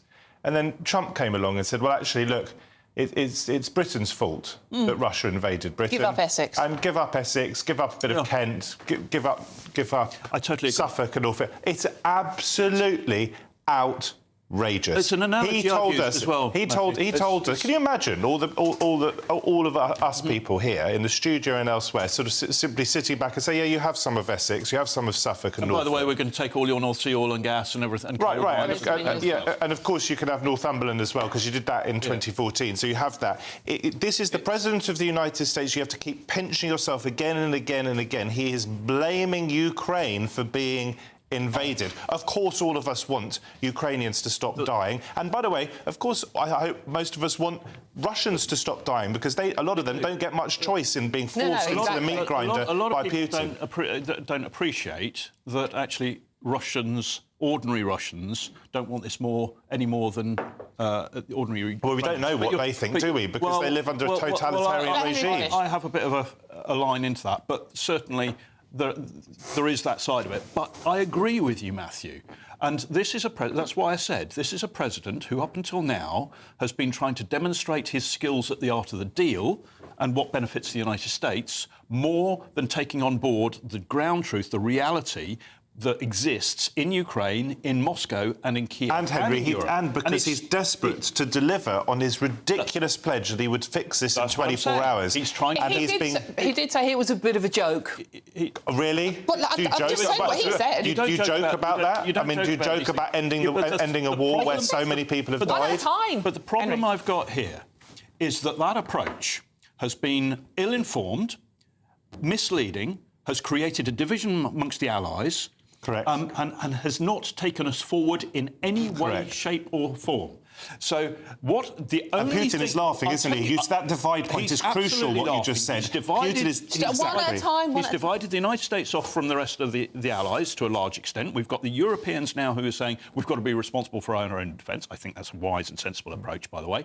But the Americans Putin has managed to separate the Americans largely from the Europeans on European security. That's a major win for Putin. Major win. But the other thing, I think, is that now, I think, that the person who is driving this talk of peace is not Trump. I think it's Volodymyr Zelensky. He is the man who wants this war to end, but he is... And people don't appreciate this because there is... there's a grain of truth, but a huge amount of disinformation out there, and in what's coming out of the White House. The reality is that Volodymyr Zelensky cannot, even though he's president, cannot give up terrain and part of Ukraine. It is against the Constitution. He would be in violation of the Constitution. It would be a criminal act for him to do this. He cannot do it. And Trump must know that. So he's being incredibly disingenuous as well. There is nothing... I think Zelensky is the man who's coming out of this with credit. Putin is the aggressor. Trump has been self-serving. And quickly, just because you've spoken a lot, just very quickly, a reminder for anyone who doubts anything that you have just said. As you mentioned a few minutes ago, 12 people murdered in Kiev just the other day. 90 people, could have been our grandparents, injured. That is Putin. Never forget it. OK, right, unfortunately, we have to leave it on that note. Blimey, you think the big match tonight, the big boxing match tonight is going to be feisty? Well, this one is already, isn't it? I'm Dawn Neeson, this is GB News. There's loads more coming up on today's packed show, because grab the sun cream and dig out your swimming shorts, not the budgie smugglers boys, though, eh? A tropical plume is heading for Britain next week, bringing a burst of summer sunshine. Much more on that after the headlines with Sam Francis.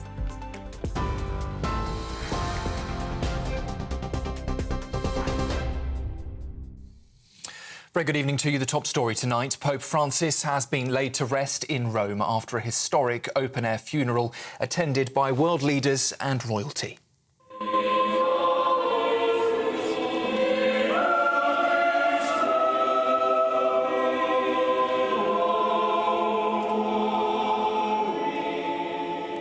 Thousands of people lined the streets as his coffin was taken from St Peter's Square to his favourite church.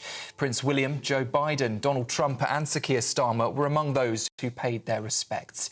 Over 250,000 mourners viewed the 88-year-old's casket while it lay in state over 3 days. And it's the first time in more than a century that a pope has been buried outside the Vatican. Well, just hours before Pope Francis's funeral, Donald Trump and Volodymyr Zelensky held a private meeting in Rome. It's their first since a fiery Oval Office clash, and the White House says that the talks were very productive. Trump is pushing for a Ukraine-Russia peace deal, but leaked documents reveal that deep rifts exist over Crimea, sanctions and security guarantees. Washington's suggestion to recognise Crimea as Russian has been rejected outright by Kyiv and its European allies. Zelensky, as ever, wearing a military dress, symbol of solidarity with Ukrainian forces fighting on the front line. In Australia, Virginia Giuffre, who accused Prince Andrew of sexual abuse, has died at the age of 41. Her family say she took her own life at her farm in the west of the country after what they called a lifelong battle with sexual abuse and trafficking. They described her as a fierce warrior who helped lift countless survivors, but said the toll of abuse became too much for her to bear. She sued the Duke of York in 2021, claiming he had sex with her when she was just 17, after being trafficked by Jeffrey Epstein. Prince Andrew has always denied those allegations and has not been charged with any crime. Well, if you or anyone you know has been affected by that story, you can, of course, contact Samaritans, call 116 123 or email joe@samaritans.org. And in London, millions are expected to descend on the streets this weekend for a packed lineup of sport, protests and pageantry. Today alone sees St George's Day celebrations, an FA Cup semi-final, boxing at Tottenham and a major Just Stop Oil protest in Westminster. The group claims it's their last street protest after winning, they say, on new oil and gas, though police say they'll act fast if any laws are broken. Officers will also be out in force for the mini-marathon and Sunday's full London Marathon tomorrow and a second Wembley semi-final. The Met Police say it's a weekend where London comes to life, but they're urging people to stay alert and report anything suspicious. We'll wrap up this half hour with a look at international news and Iran, where a massive and mysterious explosion has rocked the country's southern port city of Bandar Abbas, injuring at least 516 people. Dramatic video shows buildings and cars damaged, with people rushing to help the injured. Flames and black smoke tore through a container yard which holds oil and petrochemical facilities. Officials say safety warnings had been issued at the site before the blast, but the cause remains unknown. The same port was crippled by a suspected Israeli cyber attack in 2020. That's the latest from the GB Newsroom for now. Plenty more still to come right here. Don't go away. For the very latest GB News direct to your smartphone, sign up to News Alerts by scanning the QR code or go to gbnews.com/alerts.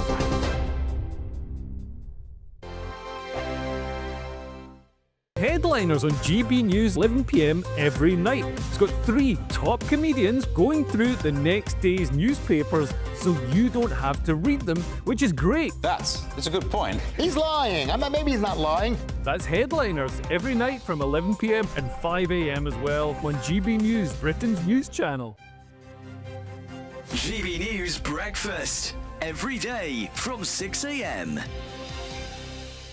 Do you know that Gladiators is the TV show most likely to get you thinking about moving, about exercising? Well, who better to talk to us about than Gladiator and Olympian Montel Douglas. Good to see you this morning, Montel. What way does Gladiators work in getting people to move?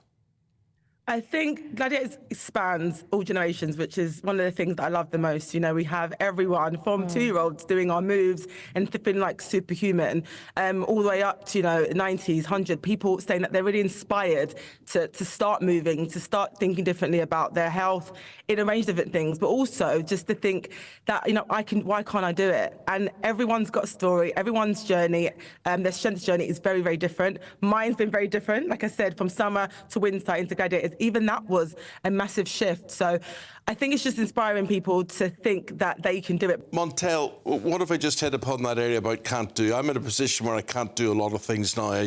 I regard watching Country File on a Sunday night as huge exercise for me. What if you just believe you can't do anything?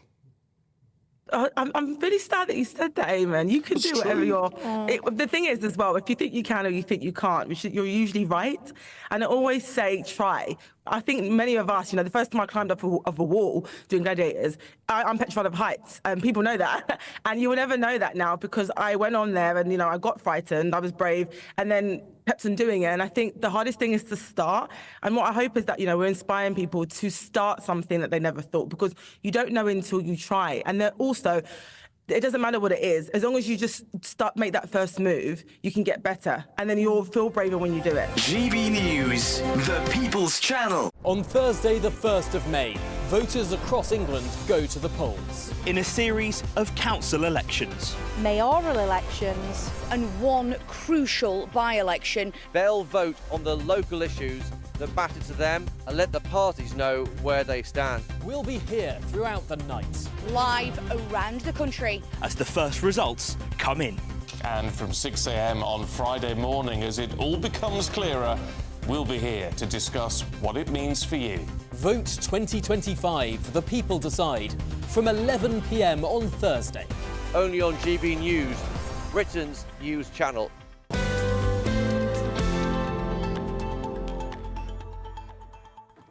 Hello, welcome back to The Weekend with me, Dawn Neeson. Thank you for your company. Now, do you fancy some fun in the sun? Who doesn't, eh?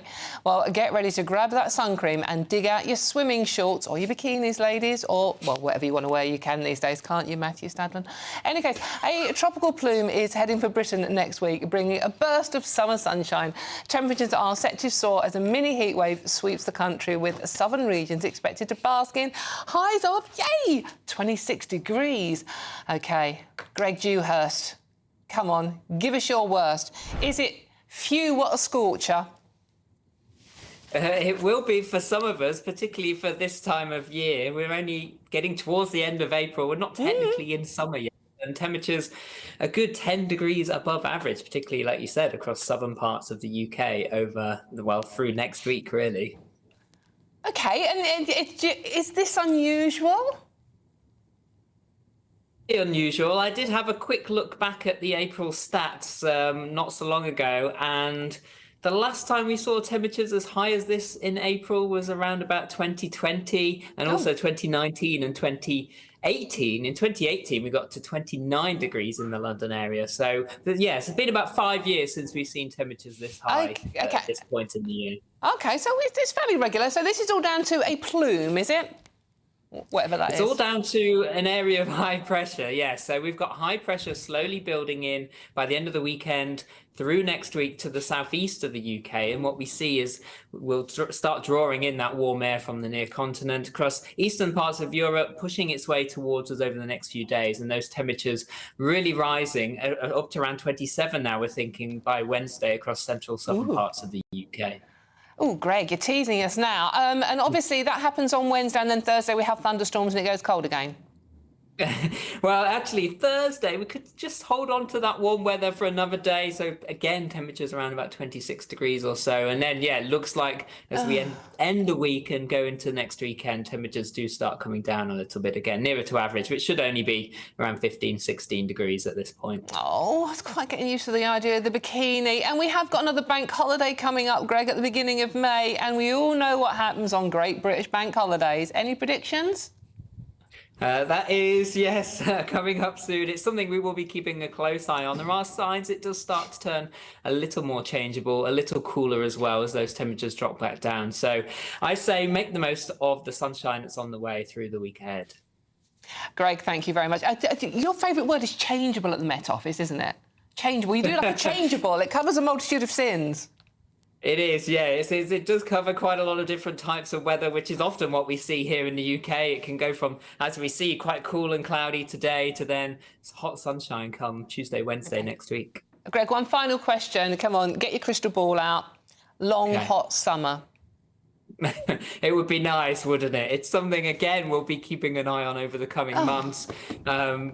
Bring on the sunshine, that's what I say. Brilliant, Greg. Always a delight to talk to you. That's Greg at Dewhurst, actually at the Met Office. So, and I love the neon behind you. Perfect. Greg, thank you so much. That was really rather cute, isn't it, actually?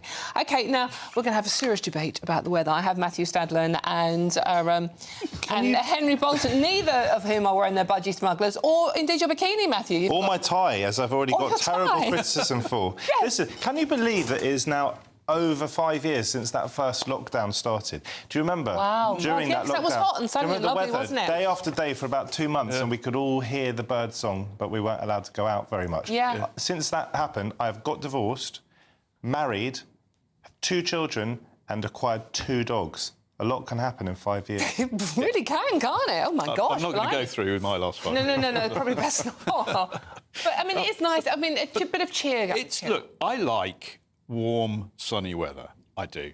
And, you know, but I'm not terribly keen on the words, or the, you know, tropical or heat wave or heat plume. Look, 26 degrees is pleasant. It's hot for April, Henry. Too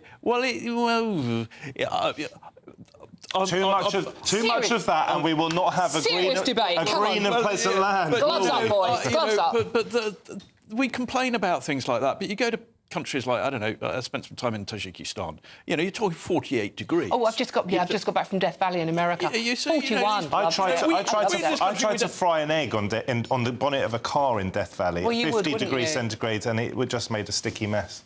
But you know, we in this country, the weather is a thing, isn't it? It's too wet, too hot, too cold, too windy, too something, and then you've got this mad government that wants to block out the sun. Oh, yeah. I know, that's what I'm Don't do that. Don't do that. But really, I mean, we're never happy about the weather. You know what, and if we are, it's for about 5 minutes. Well, the average Brit talks about the weather 4 times a day. I possibly talk about it more because I work here. Talking of which, if you are in search of some holiday sun, here's a forecast for those top European destinations. Good luck, everybody.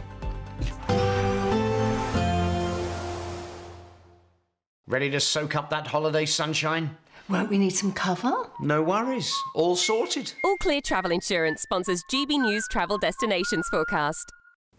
If you are thinking of heading south for a holiday, it's looking sunny in Spain, but very wet in Sardinia, whilst Greece is currently experiencing showers and they'll continue into Sunday. Keen breeze here as well, particularly for the islands. Showers also for Italy, but mostly inland and over higher ground. It's Sardinia and also Majorca where we're likely to see some lively thunderstorms, whilst plenty of sunshine prevails across Spain.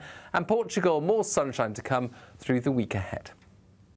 All Clear Travel Insurance sponsors GB News Travel Destinations Forecast.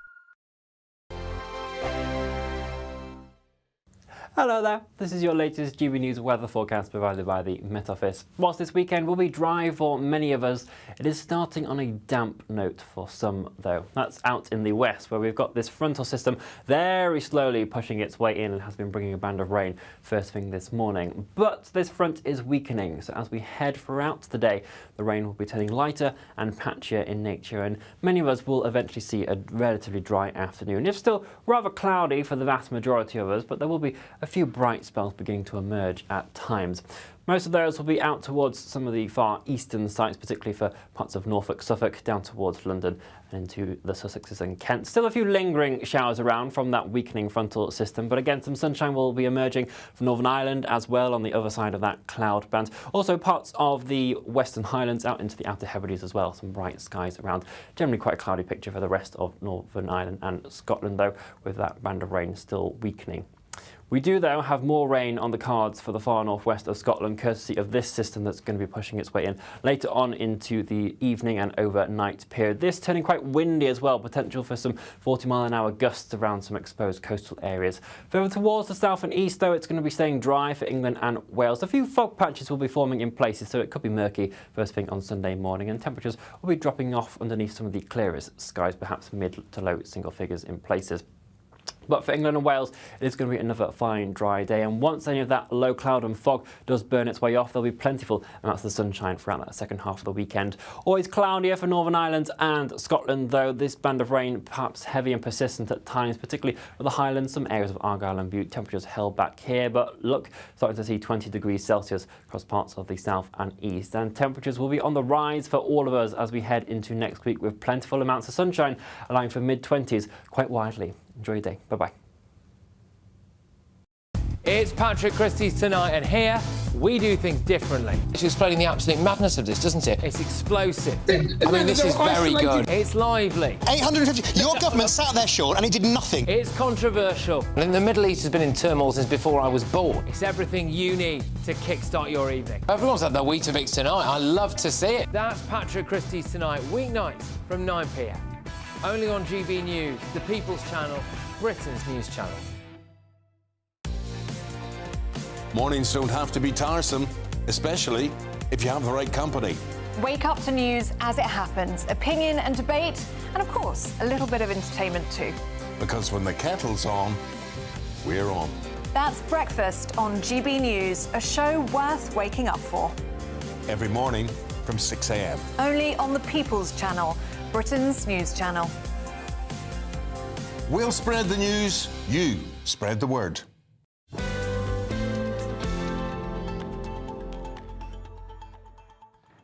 Oh, welcome back to the weekend. Thank you very much for joining us. Now we're going to talk football, yes, because one of my panellists has no idea what he's talking about on this one. So I suggested he should go and be a manager because there's quite a few around that don't know. Oh. But the controversial West Ham fan, I can say that. The countdown is on to the FA Cup semi-final. Aston Villa and Crystal Palace are heading to Wembley for the showdown this evening. The team from Birmingham, that's Aston Villa if you're Henry Bolton, visit Wembley just weeks after their recent rivals fell short in the Football League trophy. So, will Unai Emery's Claret and Blue Army give themselves a chance to add to their 7 FA Cup titles? Or will the Eagles, that's Crystal Palace, they play in South London, Henry, OK, thank you. have a shot at claiming that very first ever major trophy? I love this story. Harry Harris joins us now, football writer extraordinaire. Harry, who's your money on? Hi, Dawn, nice to see you. And who's you? my money on? Well, I've been promoting something very unusual, a podcast called The Grumpy Old Men. Now, before you say it, I'm not one of them. Perish the thought. No, but I'm sure you're going to. Anyway, we've had Richard Branson on today. Oh. And talk about the Eagles. He tells a very good story about how he sponsored Crystal Palace back in the 90s. And I took him to Wembley, he and his family, when Crystal Palace reached the final. And he's predicting that Crystal Palace will go one better this year. He thinks it's this year they're going to win it.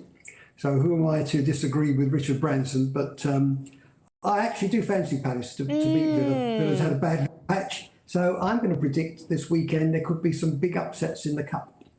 It'd be quite nice for a London side. Speaking as a Londoner, some of my best mates support Palace. And we've got the other FA Cup semi-final tomorrow, and that is between Nottingham Forest and Man City, I believe, is it? Dawn, you're right. And that would be a big upset, of course, if Nottingham Forest won. But Manchester City have had a very odd season, and I think their manager would concentrate more on the league.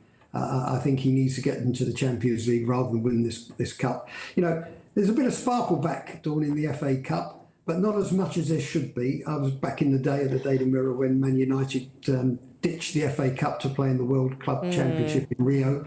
And I've been campaigning ever since that really the winners of the FA Cup should have a place in Europe. They're winners. Why is it that, 5th, 6th, 7th place in the Premier League get a place, but not the winners of the FA Cup? So come on. The FA and the game, and maybe the new government regulator should get a grip. The winners of the FA Cup need a place in Europe. Indeed. Oh, yeah, the magic of the FA Cup, it has died. I wish we could bring it back. Just very, very quickly, Liverpool, mathematically, could they win the title today, just quickly? Not against my team, Tottenham. No, I'm afraid they're going to lose that game. Oh, right, OK, you're cancelled. Harry Harris, a Spurs fan, a football writer supremo, thank you very much for joining us today. OK, so join in the conversation, gbnews.com/your say, but don't go too far because we'll be back straight after this very quick break where we are once again, yes, let's look at the weather, shall we? Because we don't trust what the Met Office said just now, do we? Hopefully it's going to be a good one for you. Here's your details.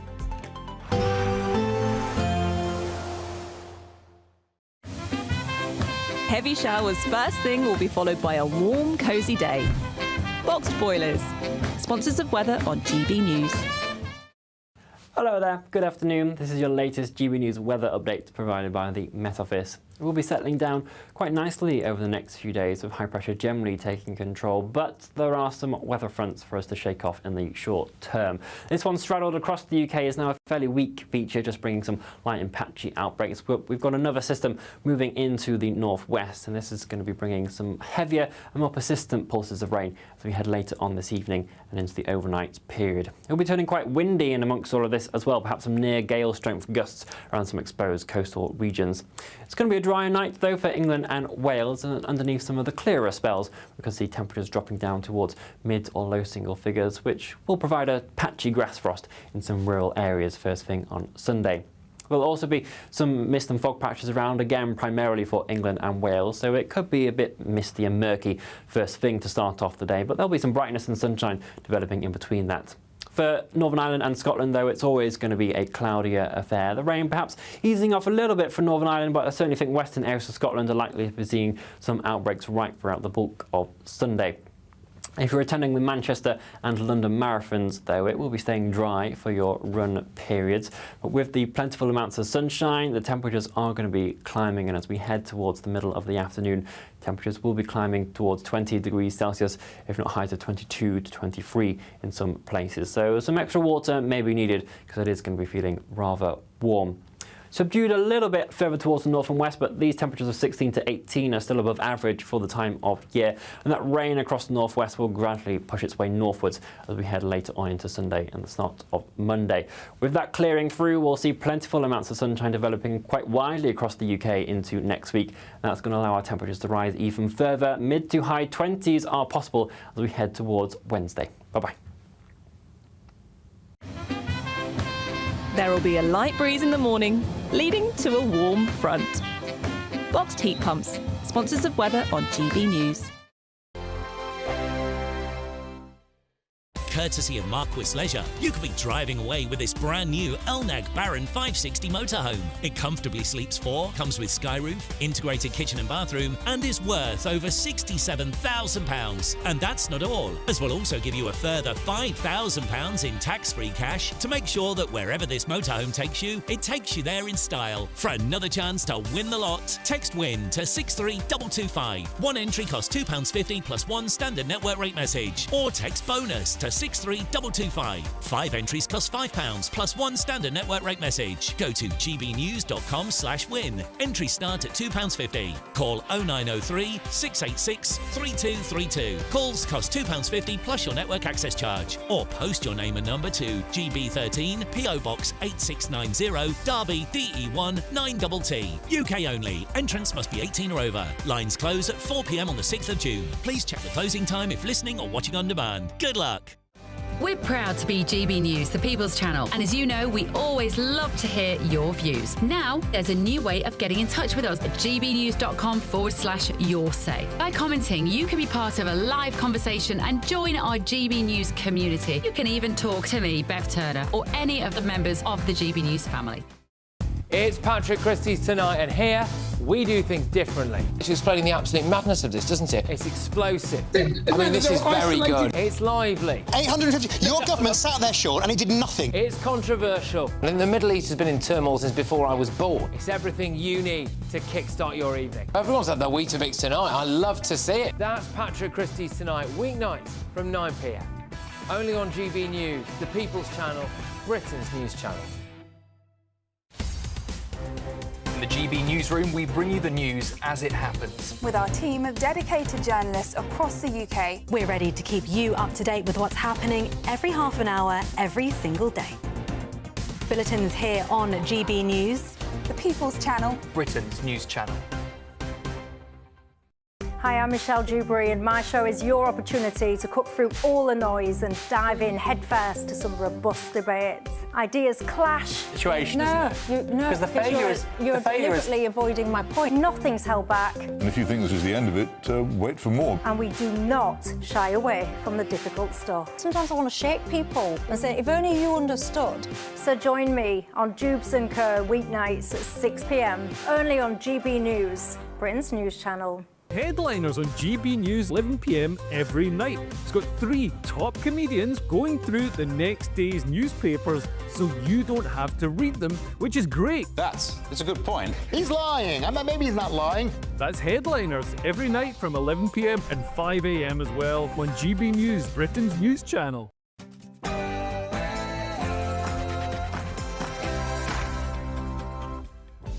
Hello, good afternoon. It's 2 o'clock on Saturday, the 26th of April, and this is the weekend on GB News. Thank you for joining me this afternoon. Your top story this hour, Virginia Giuffre, who accused Prince Andrew of sexual assault, has died aged 41. In a statement issued yesterday, her family said she had taken her own life in a suburb of Perth, where she had been living for several years.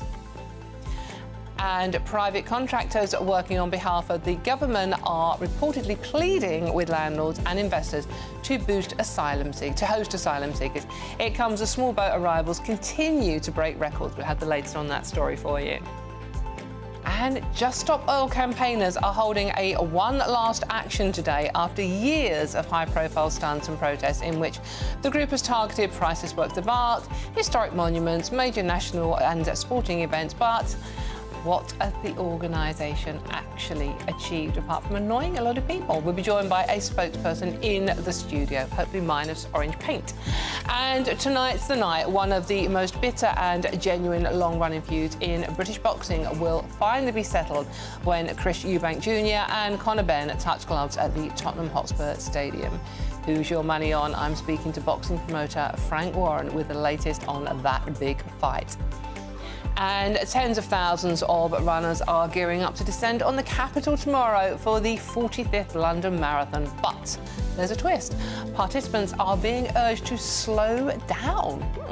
Will the runners listen, though? I'll be speaking to one man taking on that challenge. I'm Dawn Neeson, and this is The Weekend.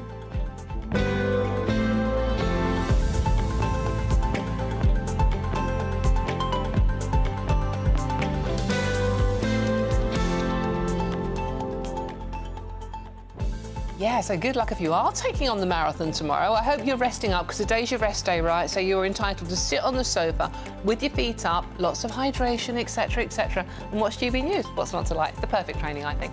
Because this show is nothing without you and your views. So let me know your thoughts on all the stories we're discussing today.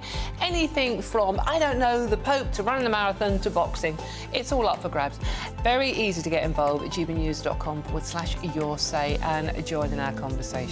Keeping me company still is political commentator Matthew Stadlen and former UKIP leader Henry Bolton. Still with me, boys. Thank you, Matt. And a bit of a punch up themselves as well. But before we get stuck into today's stories, let's get the news headlines with Sam Francis.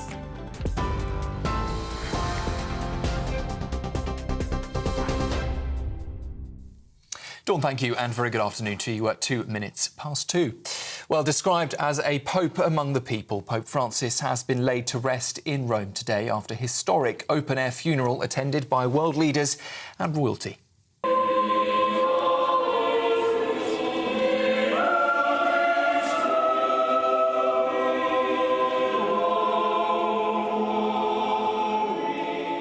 More than 250,000 people lined the streets as the 88-year-old's coffin was taken from St Peter's Square to his favourite church.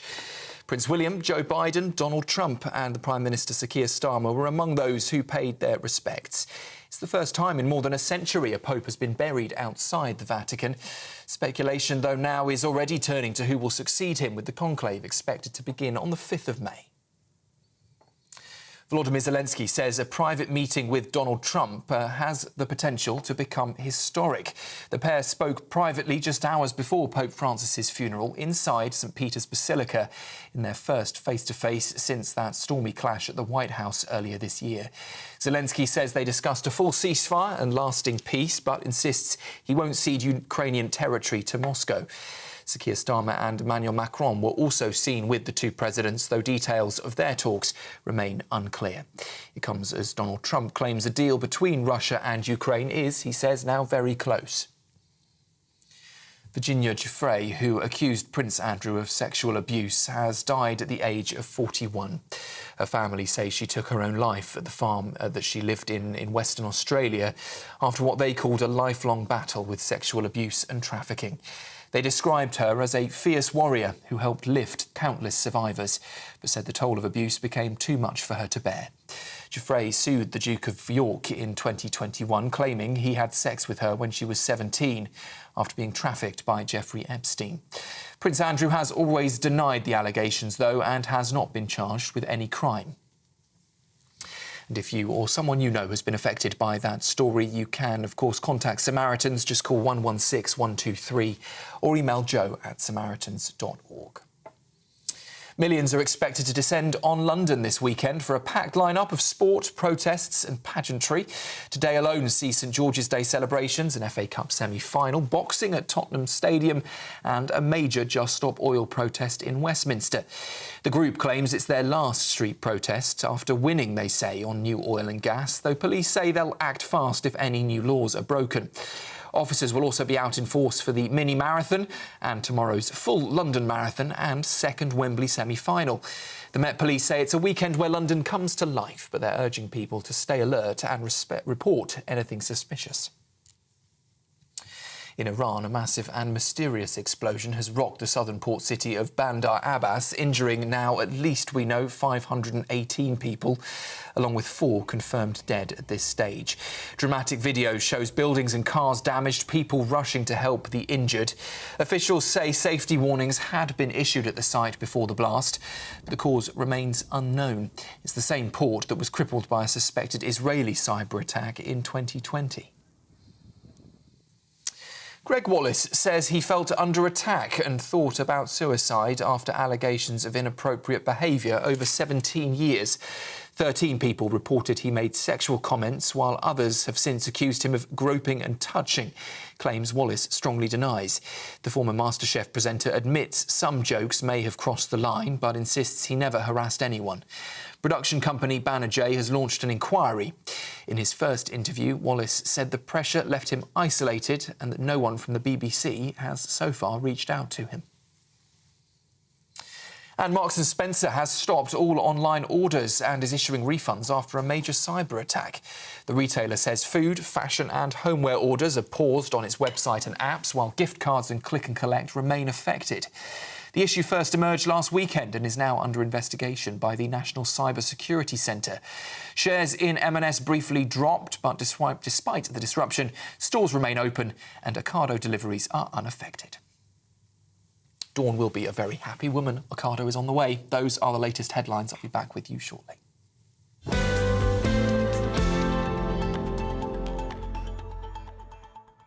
Thank you very much, Sam. OK, let's get cracking, shall we? We've got a packed show for you. Now, the funeral mass of Pope Francis in St Peter's Square in the Vatican has now ended, and Pope Francis is being laid to rest at the Basilica of St Mary Major. This morning, leaders from around the world descended on the Vatican with Prime Minister Sir Keir Starmer, US President Donald Trump, Ukrainian President Volodymyr Zelensky and former US President Joe Biden all attending. Ukrainian officials confirmed Presidents Trump and Zelensky met in Rome ahead of that funeral. The mass began with the coffin being brought into St Peter's Square, where 200,000 people gathered to participate. Now, 9 days of official mourning before the conclave begins, where 135 cardinals will pick the next pope. So let's go live to Rome, where GB News' Ellie Costello has been doing a sterling job. Ellie, what happens now? Yes, good afternoon to you, Dawn. And now it is time for one of the most secretive processes in history. It's called the Conclave, a Latin word for the key. And it's called that because, quite literally, the cardinals, 135 of them or so who are eligible to vote in this conclave, will be locked away in the Sistine Chapel, whilst the world outside waits for white smoke to appear from the chapel behind me to tell the world that a new pope has been selected. But it is a secretive process, and yesterday I asked one of the cardinals who will be taking part in this conclave what we should expect from the conclave, and this is what he told me. I don't expect anything. I cannot speak. I'm sorry. Thank you. There you go, not giving very much away there. But this is very topical, isn't it, Dawn? Because the film Conclave actually saw a streaming rise of 283% on the day of Pope Francis's death. People obviously trying to get an understanding of this ancient process. But it could look very different this time around, Dawn, and that's because the College of Cardinals has changed considerably since 2013, when Pope Francis was elected. At the time, just 48 countries were represented in the College of Cardinals. Now, 72 countries are represented. It's no longer the European power base that it once was. Pope Francis has been electing cardinals from the global south, from far out areas. There's a fantastic story, Dawn, that I heard this morning about Pope Francis visiting Mongolia, where there are barely any Catholics, barely any churches there.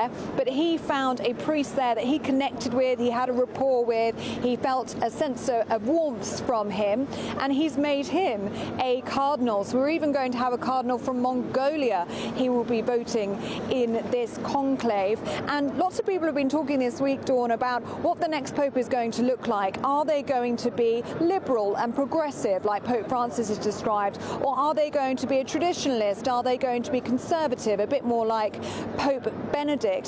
It is worth mentioning that of the 135 cardinals that will be voting in the conclave, which are expecting to take place around May the 6th onwards, about 110 of them have been elected by Pope Francis. Now, this doesn't necessarily mean that they're going to share the same ideology.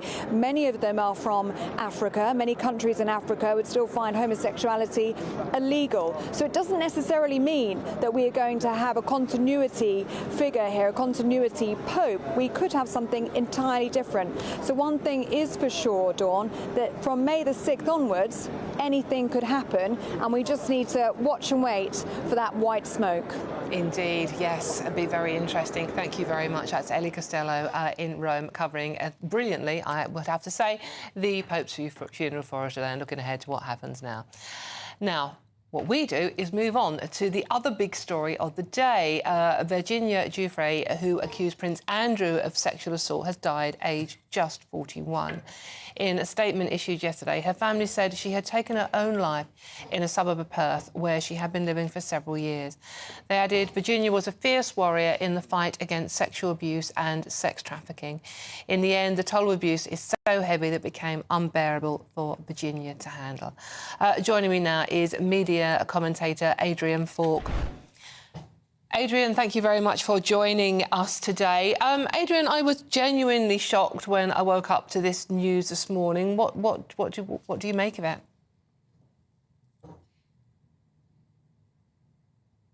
Afternoon. Likewise, across Australia and the world, people have been mourning the news about Virginia's passing. I mean, for many years, since she was 17, she's endured such horrible acts of sexual violence and, you know, being an advocate, and even set up her own non-profit called SOAR, which is Stand Out, Act and Reclaim.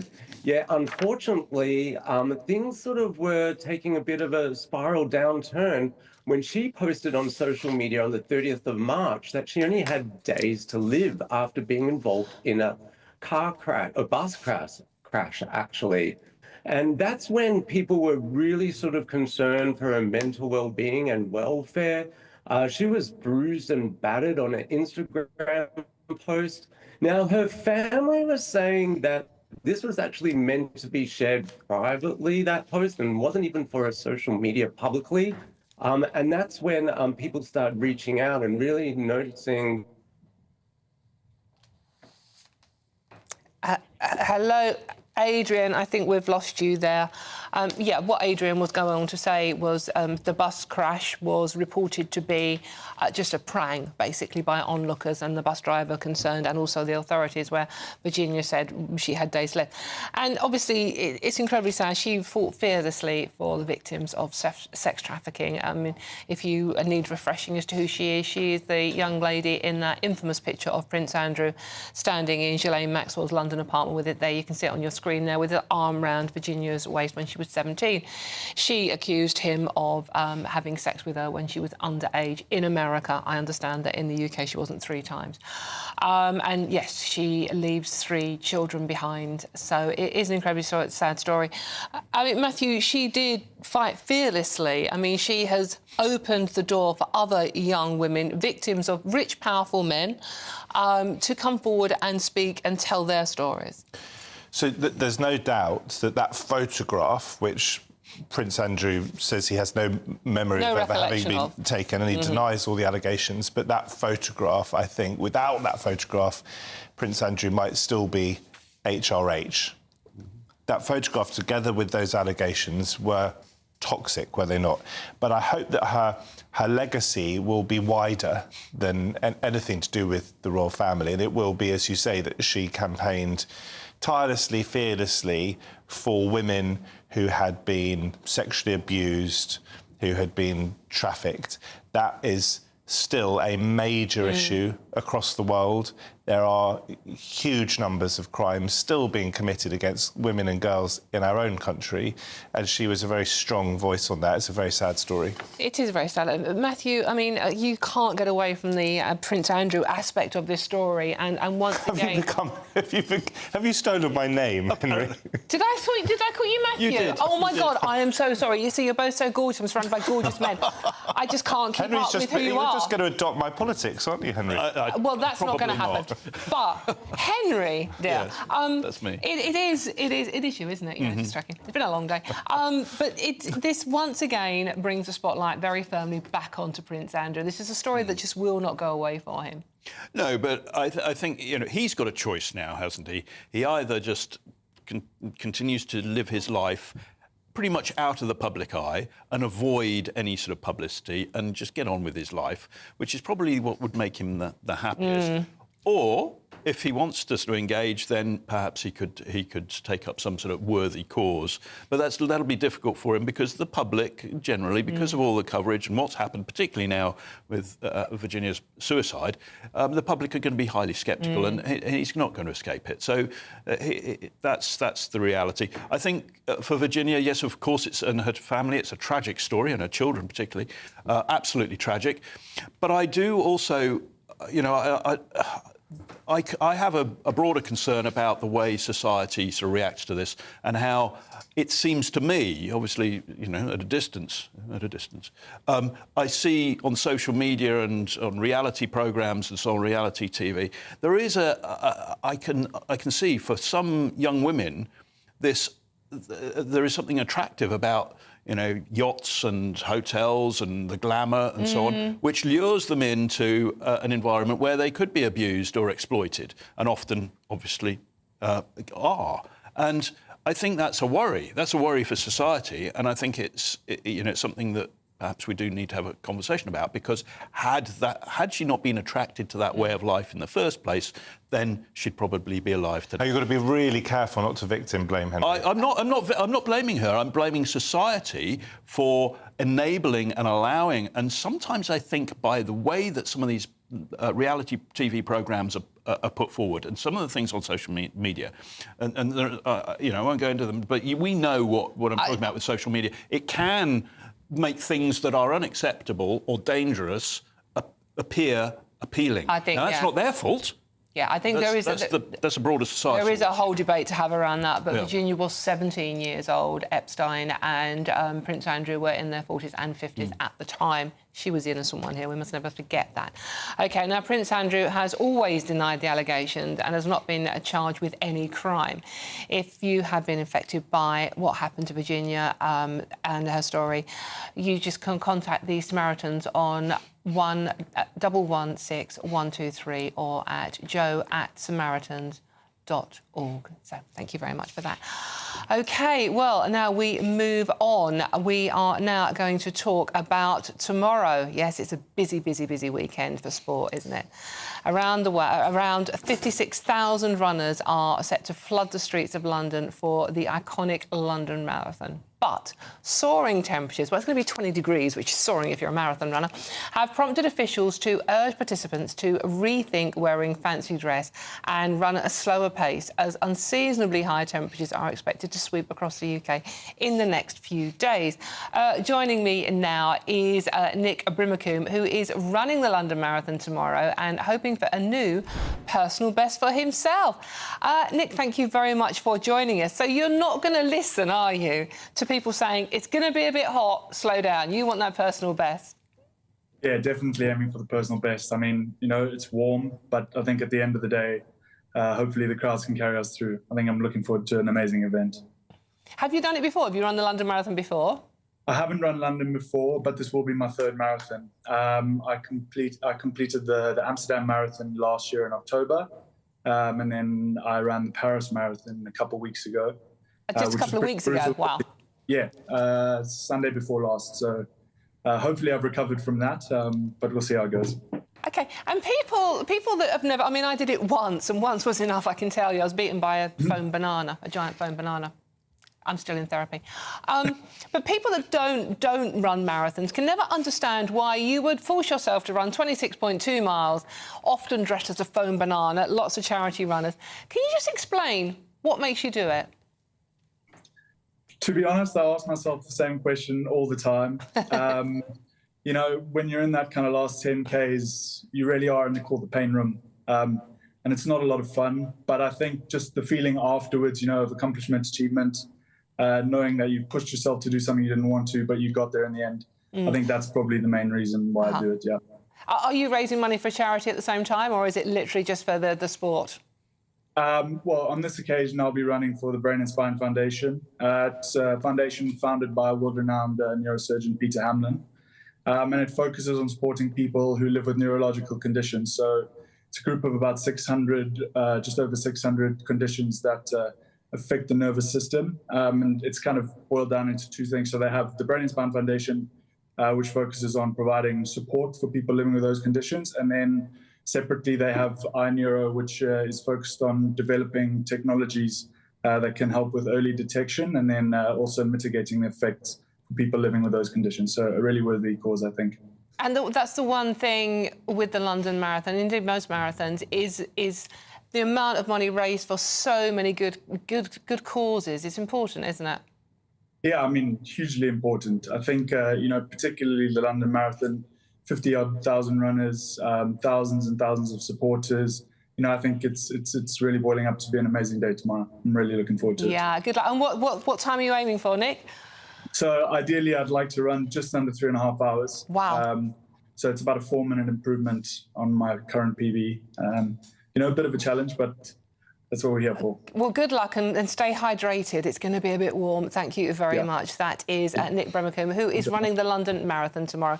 And to support Nick's fundraiser for the Brain and Spine fundraiser, visit enthuse.com/Nick-Brimacombe. And Brimacombe is spelled Brimacombe.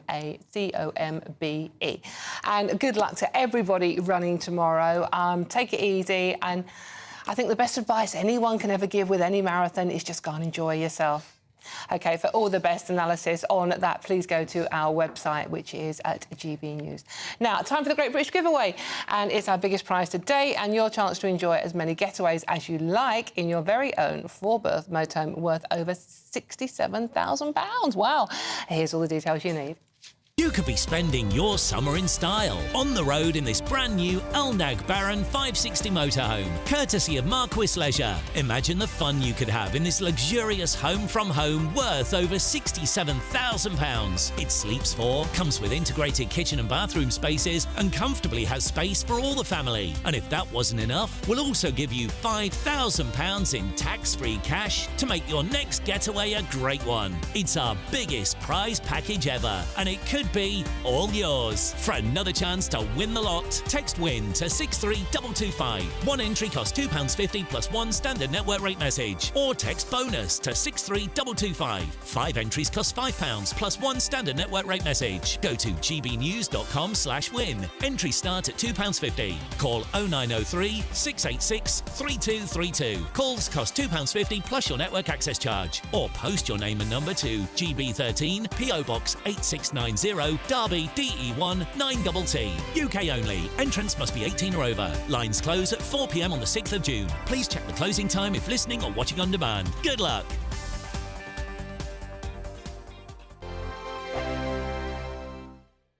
Good Afternoon Britain isn't just about us. The wonderful thing about this programme is it's about everyone watching. It's an interactive programme. Well, there absolutely is something to see here, and we're going to be talking about it more. Whether it's breaking royal news, please bring us up to date, or indeed a particularly punchy speech in the House of Commons. Very, very curious. We bring it to you live, and then we bring you live reaction as well.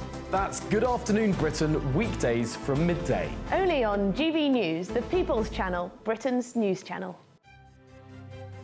GB News Breakfast, every day from 6 a.m.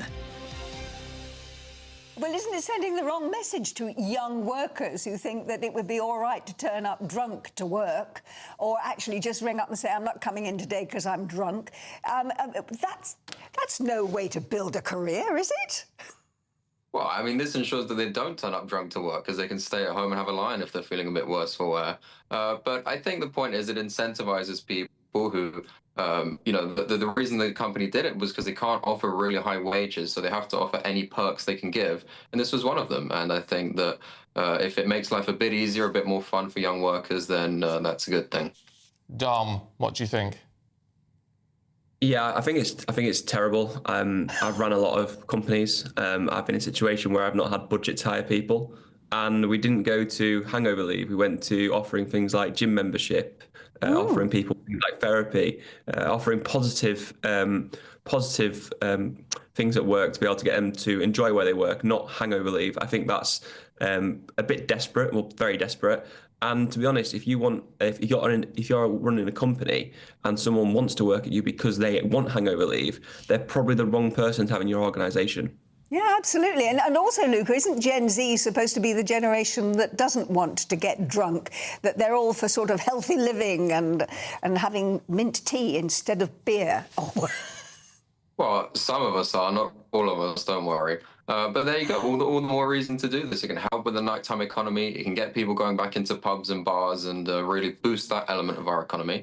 And as you say, many people won't want to take it anyway. It's an optional thing. It's not like you have to go out and get drunk every evening if your company has such a policy. No, but what about having a responsible attitude to work?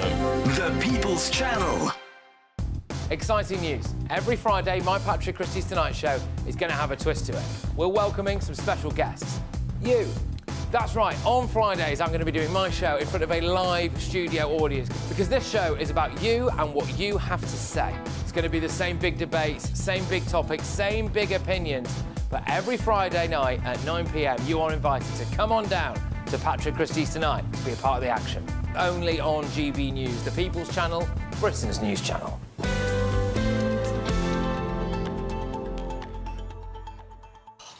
Hello and welcome back to The Weekend with me, Dawn Neeson. Thank you very much for your company on this Saturday afternoon. I hope you're having a lovely weekend out there.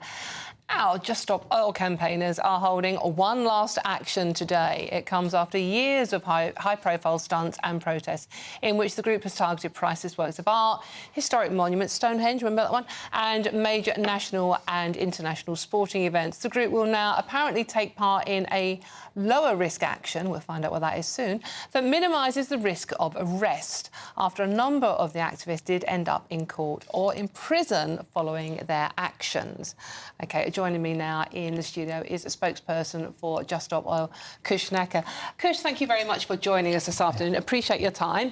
OK, so this is your last protest in London today, is it? What's going to happen? Yeah, well, it's kicked off already. So there was a march starting at St James's Park and then heading around London, past the Royal Courts of Justice and ending outside the Shell Centre. So I've actually just come here from there. You've just finished, right? Yeah. You're not covered in orange paint, which is a result.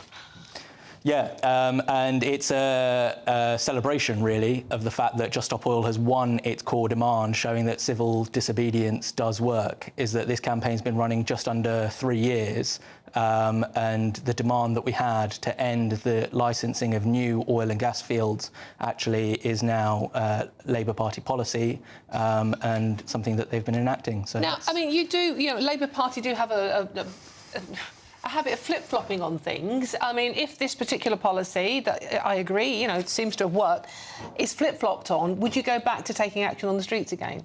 Absolutely, yeah. We need to see consistent climate action to prevent the breakdown of society as we know it. I work myself as a doctor in the NHS, and it is every single leading medical scientific paper that is telling us the biggest threat to health during my lifetime is going to be the climate crisis. And so unless we tackle this seriously, then we need people taking direct action and civil disobedience. Because it's interesting that you mentioned you are a doctor in the NHS. Now, a lot of people were saying when you were disrupting traffic by blockading the M25 for one and roads in London, that you were stopping people getting to hospital. You were, holding up ambulances and things like that. You are a doctor. Lots of people are upset by that. What would you say to them? So first of all, we never hold up ambulances. We have a blue lights policy, so any time that there is any emergency service vehicle on blue lights, we would let them through. I totally get that. Of course, there could be consequences. Sorry, yeah. But the trouble with that, if there's a blue light coming near you where you are, you can let it through. But in a city like London, you gridlock roads where you couldn't possibly see a blue light trying to get through. Yeah. So there were ambulances and emergency vehicles stuck in traffic. And it's a sense of proportion as to how bad is the situation in which we need to act. We closed down 26 miles of London this weekend to allow people to run a charity marathon, all right? So if that is allowed, then of course trying to take action to protect health, the biggest threat to health that exists, of course it's proportionate for people to take action, as long as we try to mitigate those risks as much as we can, which is what Just Stop Oil has always done. We're not here trying to cause harm and destruction and delay for the sake of it. We're doing it because we care deeply about the people that we love, our family, our friends, and we want them to be able to live a safe and healthy life. Can I just jump in, please, quickly? Because I agree with so much of what you stand for, and I also think you're brave for risking going to prison. But at the same time, I'm not prepared to live in a society that gives over to anarchy. We can all care very, very strongly about a whole range of things, including things as important as the climate crisis. It doesn't entitle us to take the law into our own hands and to disrupt people's lives to the extent that you have done. And that includes, you say mitigate it, fine, except it's not fine, because you can't totally mitigate it to the point where people end up not going to hospital. This is... I just don't agree with your tactics. There's part of me that respects you. Yeah. I agree with so much of what you stand for, but that you can't take the law into your own hands. And I think it loses you a lot of support. Yeah. A lot of ordinary people are so fed up with it that they turn against you without even looking at the argument. I agree with Matthew. Your tactics have been very unwise, very unwelcome, and have not aided your cause at all. Going through it... It's our cause, though, Henry. It is our cause. Yeah. This is going to impact all of us, your children. This is what happens. This is what happens. It becomes your cause, not our cause, because of the tactics employed. I don't want to have to take the law into my own hands and do things that are illegal, do things that are disruptive. I want our government to take action to protect us. But if they fail to do so, then I don't see what the alternative is. I've spent more than a decade trying to campaign for progress on environmental issues, with writing to my MP, going on marches, doing all sorts of other non-disruptive campaigns. And where has that led us? We have still gotten... The problem of the climate crisis has gotten worse and worse and worse, and it has just been ignored. Can you see, though, that if everyone adopted your tactics when they thought that the government wasn't sufficiently listening to them, that society would break down? I don't think society would break down if everybody adopted tactics of civil disobedience where they have tried every other route and it has not worked. And it's all about proportionality. How many causes are there that people that have been frustrated, and following what you're saying, you'd be justifying all of the people who've been supporting those causes, all of those different causes, getting out on the streets, exercising civil disobedience, breaking the law, then of course you're going to have societal breakdown. That's what it is. I mean, you've got Black Lives Matter, you've got Palestinians, now you've got Indians and Pakistanis. You've got a whole range of things. There's climate things, there's of all manner of different parts. You talked about oil and gas, but there's also people who would feel equally passionately about the type of insecticides we use and so on. All of these people could go out there, people who are concerned about law and order, about rubbish collection. All of these people could go out on the streets and they could all exercise civil disobedience. But they don't. No, they don't. But you basically have been saying that would be justifiable. No, but we take responsibility for our actions, don't we? We stand there and we are held accountable. So the point is, all of these people that care about all of these issues could take part in civil disobedience campaigns, but they choose not to because they know the punishment that they will face. Whereas we see that punishment and we still think that it is proportionate to act. And that is the scale of the problem that we're facing. And civil disobedience... I would say, don't alienate yourselves. You've got a cause. It's, I'm not going to go into here and now about the validity of that cause. It's not relevant to this conversation. You believe it. That's absolutely your right. But civil disobedience has never been popular. The suffragettes were not popular. The civil rights activists were not popular. Why don't you present your case? Because a lot of people out there are confused about climate change, partly because there are two very different views. There are not two very different views. There is a lot of misinformation out there. Scientists agree. That's dangerous, Henry. Scientists agree. We are living through a climate crisis. The question is, how do we stop it? Or how do we react to it? There are different views because there is different information out there. That is why people form their opinions about it. There are different views because there is misinformation out there. Fine. So, yes, but I'm talking about opinions, views, not the information. The opinions are based on the information. Some of it's valid, some of it's not valid, so people have different views about it. And if you want to address that, you've got to address that information problem, OK? That's the way to do it. If you go out there and break the law, I, for one, will say you're wrong. And I don't care. There is no that's ridiculous to say he's wrong. You can condemn him for breaking the law, but it doesn't mean he's wrong. He's right. He's following the science. We do face a climate catastrophe. He doesn't care about the immediate effect. He believes that his job, and I respect you for that. You believe passionately in your cause. OK, I get that. But when you start, the law is there for a reason. It is to protect society and protect the public and innocent people going about their lives. And if they're the people that you want to disrupt, then you are wrong. Those are the people that you need to get on board to support your cause, to support your argument, and you're never, ever going to do it. To protect innocent people going about their lives, we need to end our dependence on fossil fuels. Fossil fuels are going to cause far more disruption than Just Stop Oil has ever done. Right. Well, you look at the floods and the famine and everything that is going to happen as a result of climate breakdown. You're going to see huge mass migration events. You're going to see millions of people die. People are already dying. I negotiated an agreement between Uzbekistan and Tajikistan to prevent water war, literally. Okay. I know about this. All right. But what I'm saying is, if you want to make progress, you undermine your argument by breaking the law. Okay, you don't strengthen it. Kush, final word. I mean, obviously, as I said earlier, the government will possibly go back on their word about what you've achieved. Would you go back to exactly the tactics that both Henry and Matthew have said are disruptive and don't get your point across? Would you go back to blocking roads and closing down the M25 if the government did go back? Yeah, I wouldn't take anything off the cards so long as it's non-violent. Right, OK. So we are here to Even if people can't get to hospital. You say you mitigate it, but even if people can't get to hospital, that's an acceptable price, is it?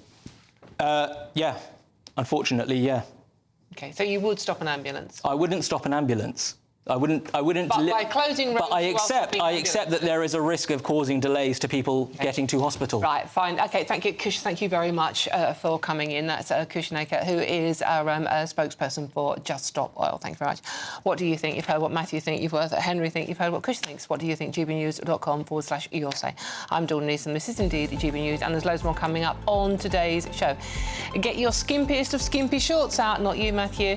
There is a heat wave coming. Is it global warming? We'll have to ask ourselves. Stay tuned, all the details coming next.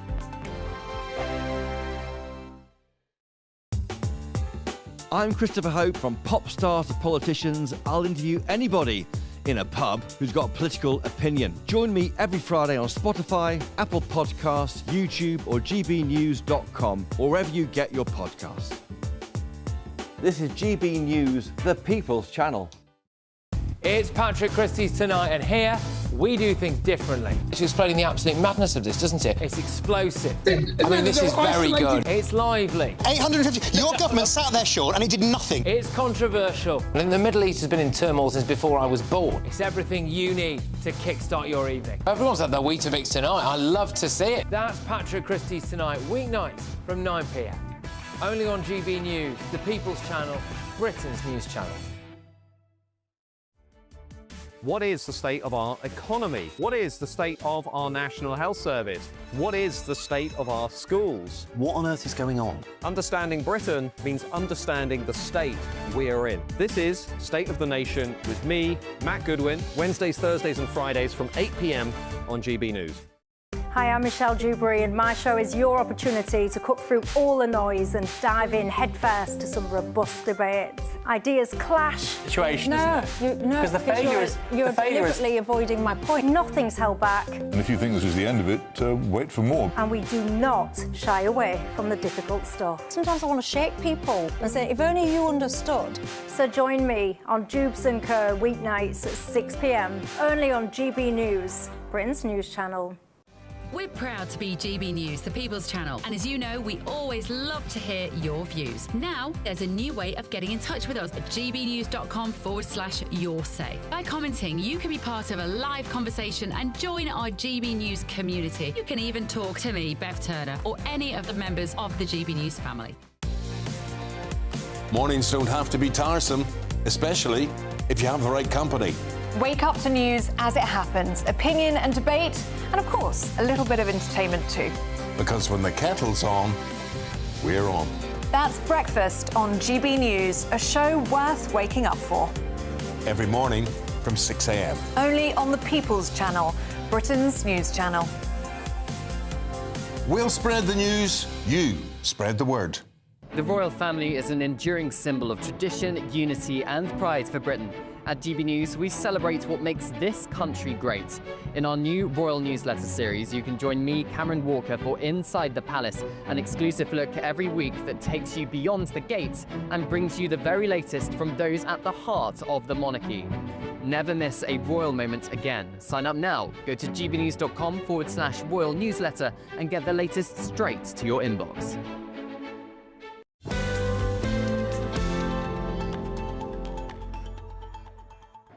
Ooh, welcome back to the weekend with me, Dawn Newton. Well, that got a bit fiery, didn't it? What do you think, though? Was the good doctor right about our Just Stop Oil? Because he did say they would be coming back if things didn't go as they are, you know, according to their plans. Well, what do you think? gbnews.com/your say. Talking of the weather, get ready to grab the sun cream and dig out your swimming shorts. Swimmers. Who writes swimmers in the headlines? Bikini or swim shorts, OK? A tropical plume is heading for Britain next week, bringing a burst of summer sunshine. Temperatures are set to soar as a mini heatwave sweeps the country, with southern regions expected to bask in highs of up to 26 degrees. Whew, what a scorcher. Joining me now is another scorcher. That's weather journalist Nathan Rowell. And Nathan... Hello. A little bird tells me it's a very special day. Did they really? What did they say? Happy birthday to you, happy birthday to you, happy birthday, dear Nathan. I'm not going to be rude and ask how old you are, but how old are you? Oh, not that. I'm slightly behind you, Dawn, I think, but... Right, I can go off you rapid. Right, let's talk about the weather. The average Brit talks about it 4 times a day, but we are in for a bit of a scorcher next week, aren't we? We are, absolutely. Finally, Dawn, it's good news on 2 counts today. You're quite right, I'm 51 today. And also, I finally come to you with some good news about the weather after months of dreary times appearing on your show. Now, I have seen some headlines in the papers this week talking about horror heat waves and heat bombs of all sorts of things, if you can imagine that.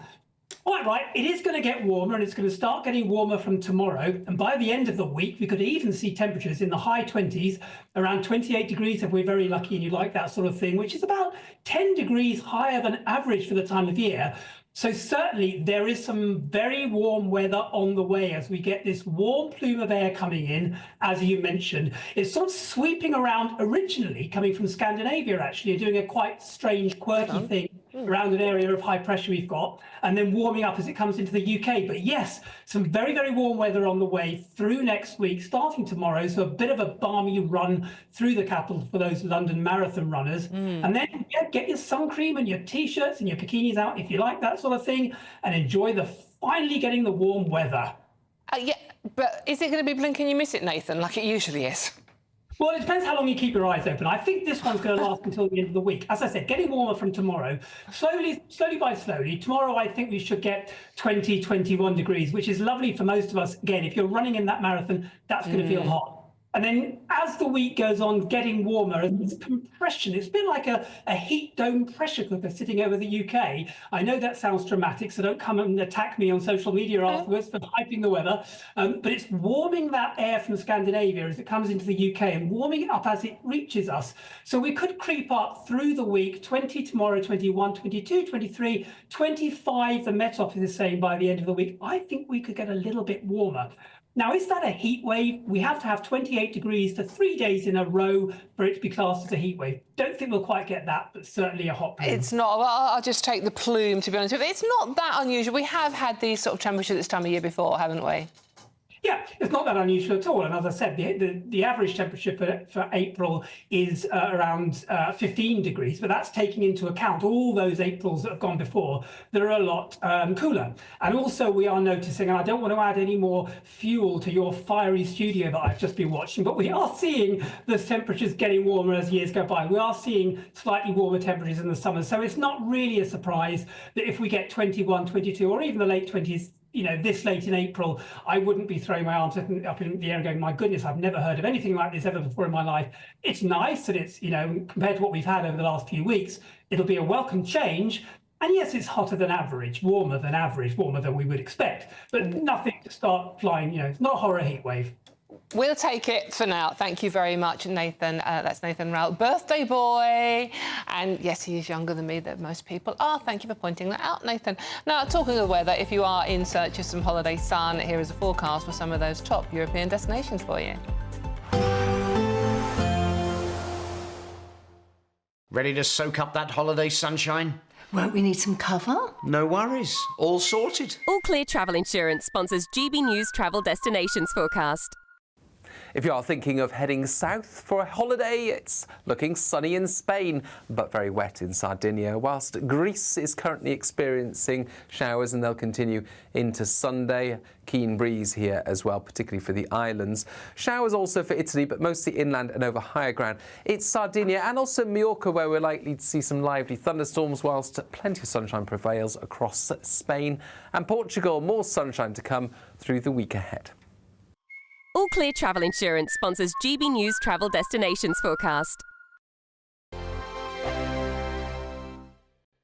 Hello there, this is your latest GB News weather forecast provided by the Met Office. Whilst this weekend will be dry for many of us, it is starting on a damp note for some though. That's out in the west where we've got this frontal system very slowly pushing its way in and has been bringing a band of rain first thing this morning. But this front is weakening, so as we head throughout the day, the rain will be turning lighter and patchier in nature, and many of us will eventually see a relatively dry afternoon. It's still rather cloudy for the vast majority of us, but there will be a few bright spells beginning to emerge at times. Most of those will be out towards some of the far eastern sites, particularly for parts of Norfolk, Suffolk, down towards London and into the Sussexes and Kent. Still a few lingering showers around from that weakening frontal system, but again some sunshine will be emerging from Northern Ireland as well on the other side of that cloud band. Also parts of the Western Highlands out into the Outer Hebrides as well. Some bright skies around. Generally quite a cloudy picture for the rest of Northern Ireland and Scotland though, with that band of rain still weakening. We do, though, have more rain on the cards for the far northwest of Scotland, courtesy of this system that's going to be pushing its way in later on into the evening and overnight period. This turning quite windy as well, potential for some 40-mile-an-hour gusts around some exposed coastal areas. Further towards the south and east, though, it's going to be staying dry for England and Wales. A few fog patches will be forming in places, so it could be murky first thing on Sunday morning, and temperatures will be dropping off underneath some of the clearest skies, perhaps mid to low single figures in places. But for England and Wales, it is going to be another fine, dry day. And once any of that low cloud and fog does burn its way off, there'll be plentiful, and that's the sunshine throughout that second half of the weekend. Always cloudier for Northern Ireland and Scotland, though. This band of rain perhaps heavy and persistent at times, particularly for the Highlands, some areas of Argyll and Bute. Temperatures held back here, but look, starting to see 20 degrees Celsius across parts of the south and east. And temperatures will be on the rise for all of us as we head into next week, with plentiful amounts of sunshine, allowing for mid-20s quite widely. Enjoy your day. Bye-bye. I'm Christopher Hope. From pop stars to politicians, I'll interview anybody in a pub who's got a political opinion. Join me every Friday on Spotify, Apple Podcasts, YouTube or gbnews.com, or wherever you get your podcasts. This is GB News, the People's Channel. On Thursday, the 1st of May, voters across England go to the polls. In a series of council elections, mayoral elections, and one crucial by-election. They'll vote on the local issues that matter to them and let the parties know where they stand. We'll be here throughout the night, live around the country, as the first results come in. And from 6 a.m. on Friday morning, as it all becomes clearer, we'll be here to discuss what it means for you. Vote 2025, the people decide, from 11 p.m. on Thursday. Only on GB News, Britain's news channel.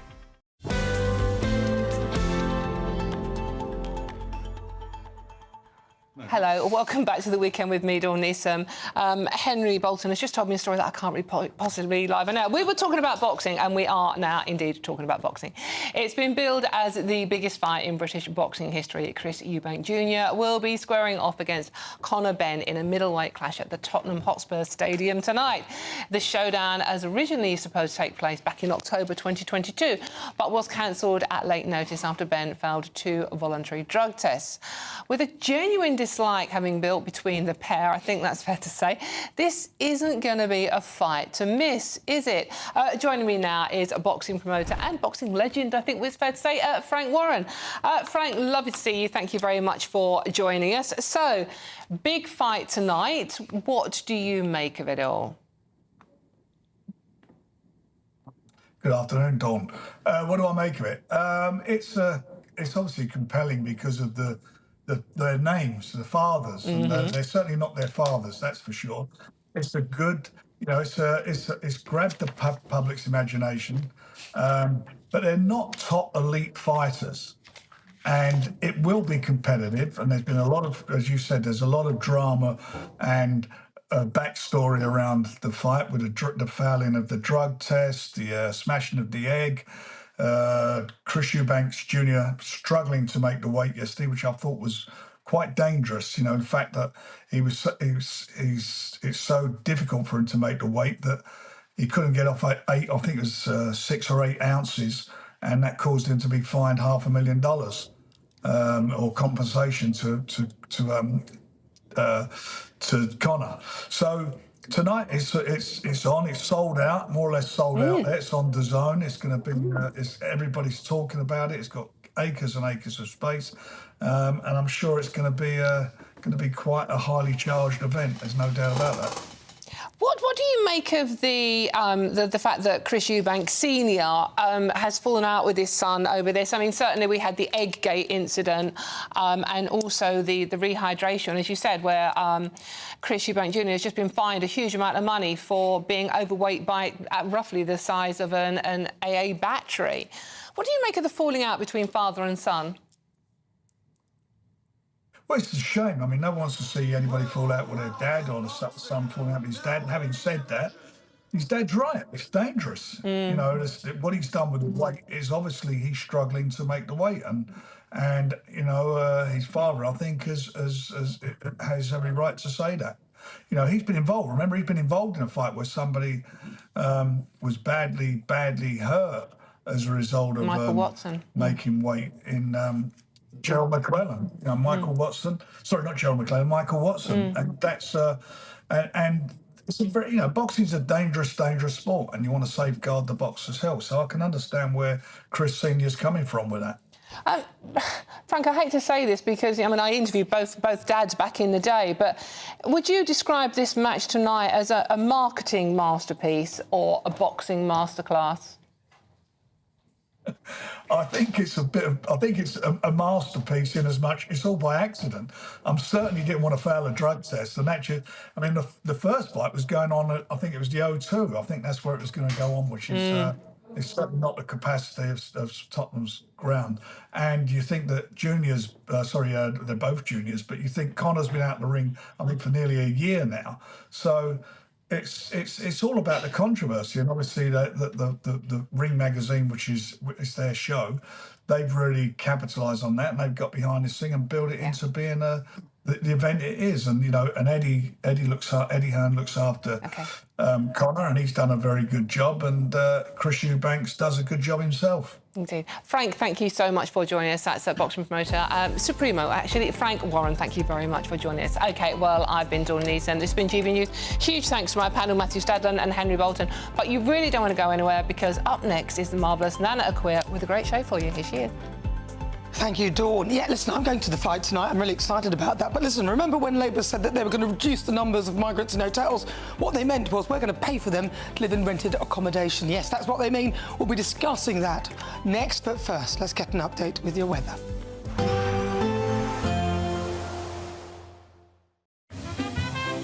Heavy showers first thing will be followed by a warm, cosy day. Boxed Boilers, sponsors of weather on GB News. Hello there, good afternoon. This is your latest GB News weather update provided by the Met Office. We'll be settling down quite nicely over the next few days, with high pressure generally taking control, but there are some weather fronts for us to shake off in the short term. This one straddled across the UK is now a fairly weak feature, just bringing some light and patchy outbreaks. But we've got another system moving into the northwest, and this is going to be bringing some heavier and more persistent pulses of rain as we head later on this evening and into the overnight period. It'll be turning quite windy in amongst all of this as well, perhaps some near gale strength gusts around some exposed coastal regions. It's going to be a drier night though for England and Wales, and underneath some of the clearer spells we can see temperatures dropping down towards mid or low single figures, which will provide a patchy grass frost in some rural areas first thing on Sunday. There'll also be some mist and fog patches around, again primarily for England and Wales, so it could be a bit misty and murky first thing to start off the day, but there'll be some brightness and sunshine developing in between that. For Northern Ireland and Scotland, though, it's always going to be a cloudier affair. The rain perhaps easing off a little bit for Northern Ireland, but I certainly think western areas of Scotland are likely to be seeing some outbreaks right throughout the bulk of Sunday. If you're attending the Manchester and London marathons, though, it will be staying dry for your run periods. But with the plentiful amounts of sunshine, the temperatures are going to be climbing, and as we head towards the middle of the afternoon, temperatures will be climbing towards 20 degrees Celsius, if not highs of 22 to 23 in some places. So some extra water may be needed because it is going to be feeling rather warm. Subdued a little bit further towards the north and west, but these temperatures of 16 to 18 are still above average for the time of year, and that rain across the northwest will gradually push its way northwards as we head later on into Sunday and the start of Monday. With that clearing through, we'll see plentiful amounts of sunshine developing quite widely across the UK into next week, and that's going to allow our temperatures to rise even further. Mid to high 20s are possible as we head towards Wednesday. Bye-bye. There will be a light breeze in the morning, leading to a warm front. Boxed heat pumps, sponsors of weather on GB News. Courtesy of Marquis Leisure, you could be driving away with this brand new Elnag Baron 560 motorhome. It comfortably sleeps 4, comes with sky roof, integrated kitchen and bathroom, and is worth over £67,000. And that's not all, as we'll also give you a further £5,000 in tax-free cash to make sure that wherever this motorhome takes you, it takes you there in style. For another chance to win the lot, text WIN to 63225. One entry costs £2.50 plus one standard network rate message, or text BONUS to 63225. 5 entries cost £5 plus one standard network rate message. Go to gbnews.com/win. Entries start at £2.50. Call 0903 686 3232. Calls cost £2.50 plus your network access charge. Or post your name and number to GB13 PO Box 8690 Derby DE1 9TT. UK only. Entrance must be 18 or over. Lines close at 4 p.m. on the 6th of June. Please check the closing time if listening or watching on demand. Good luck. From the school run to the home run, watch a new show for all of Britain. He can say whatever he wants. A straight talking show where all voices are heard. And, you know, when are we going to stop talking about smashing the gangs and actually do it? With the stories that matter from every part of our country. There's a bit of a crash landing there for your Chancellor. Bold, fearless and standing up for you. That's me, Martin Daubney, 3 p.m. till 6 p.m. weekdays, here only on GB News. The People's Channel, Britain's news channel. This is Britain's Newsroom, where your voice matters. It's just astonishing. With expert analysis and honest opinion, we don't just keep you informed. We bring you unique perspectives you won't see anywhere else. Can't argue with any of that. When the news happens, it happens here. On Britain's Newsroom, weekdays from 9:30 a.m. Only on GB News. Good Afternoon Britain isn't just about us. The wonderful thing about this programme is it's about everyone watching. It's an interactive programme. Well, there absolutely is something to see here, and we're going to be talking about it more. Whether it's breaking royal news, please bring us up to date. Or indeed a particularly punchy speech in the House of Commons. Very, very curious. We bring it to you live, and then we bring you live reaction as well. That's Good Afternoon Britain, weekdays from midday. Only on GB News, the People's Channel, Britain's news channel. No matter the state it's in, this is our nation. Join me, Jacob Rees-Mogg, for a genuine, honest discussion on where we have been, where we are going, and where we are with the people who set the direction. That's State of the Nation every Monday and Tuesday at 8 o'clock. Only on GB News, the People's Channel. We're proud to be GB News, the People's Channel, and as you know, we always love to hear your views. Now, there's a new way of getting in touch with us at gbnews.com/yoursay. By commenting, you can be part of a live conversation and join our GB News community. You can even talk to me, Bev Turner, or any of the members of the GB News family.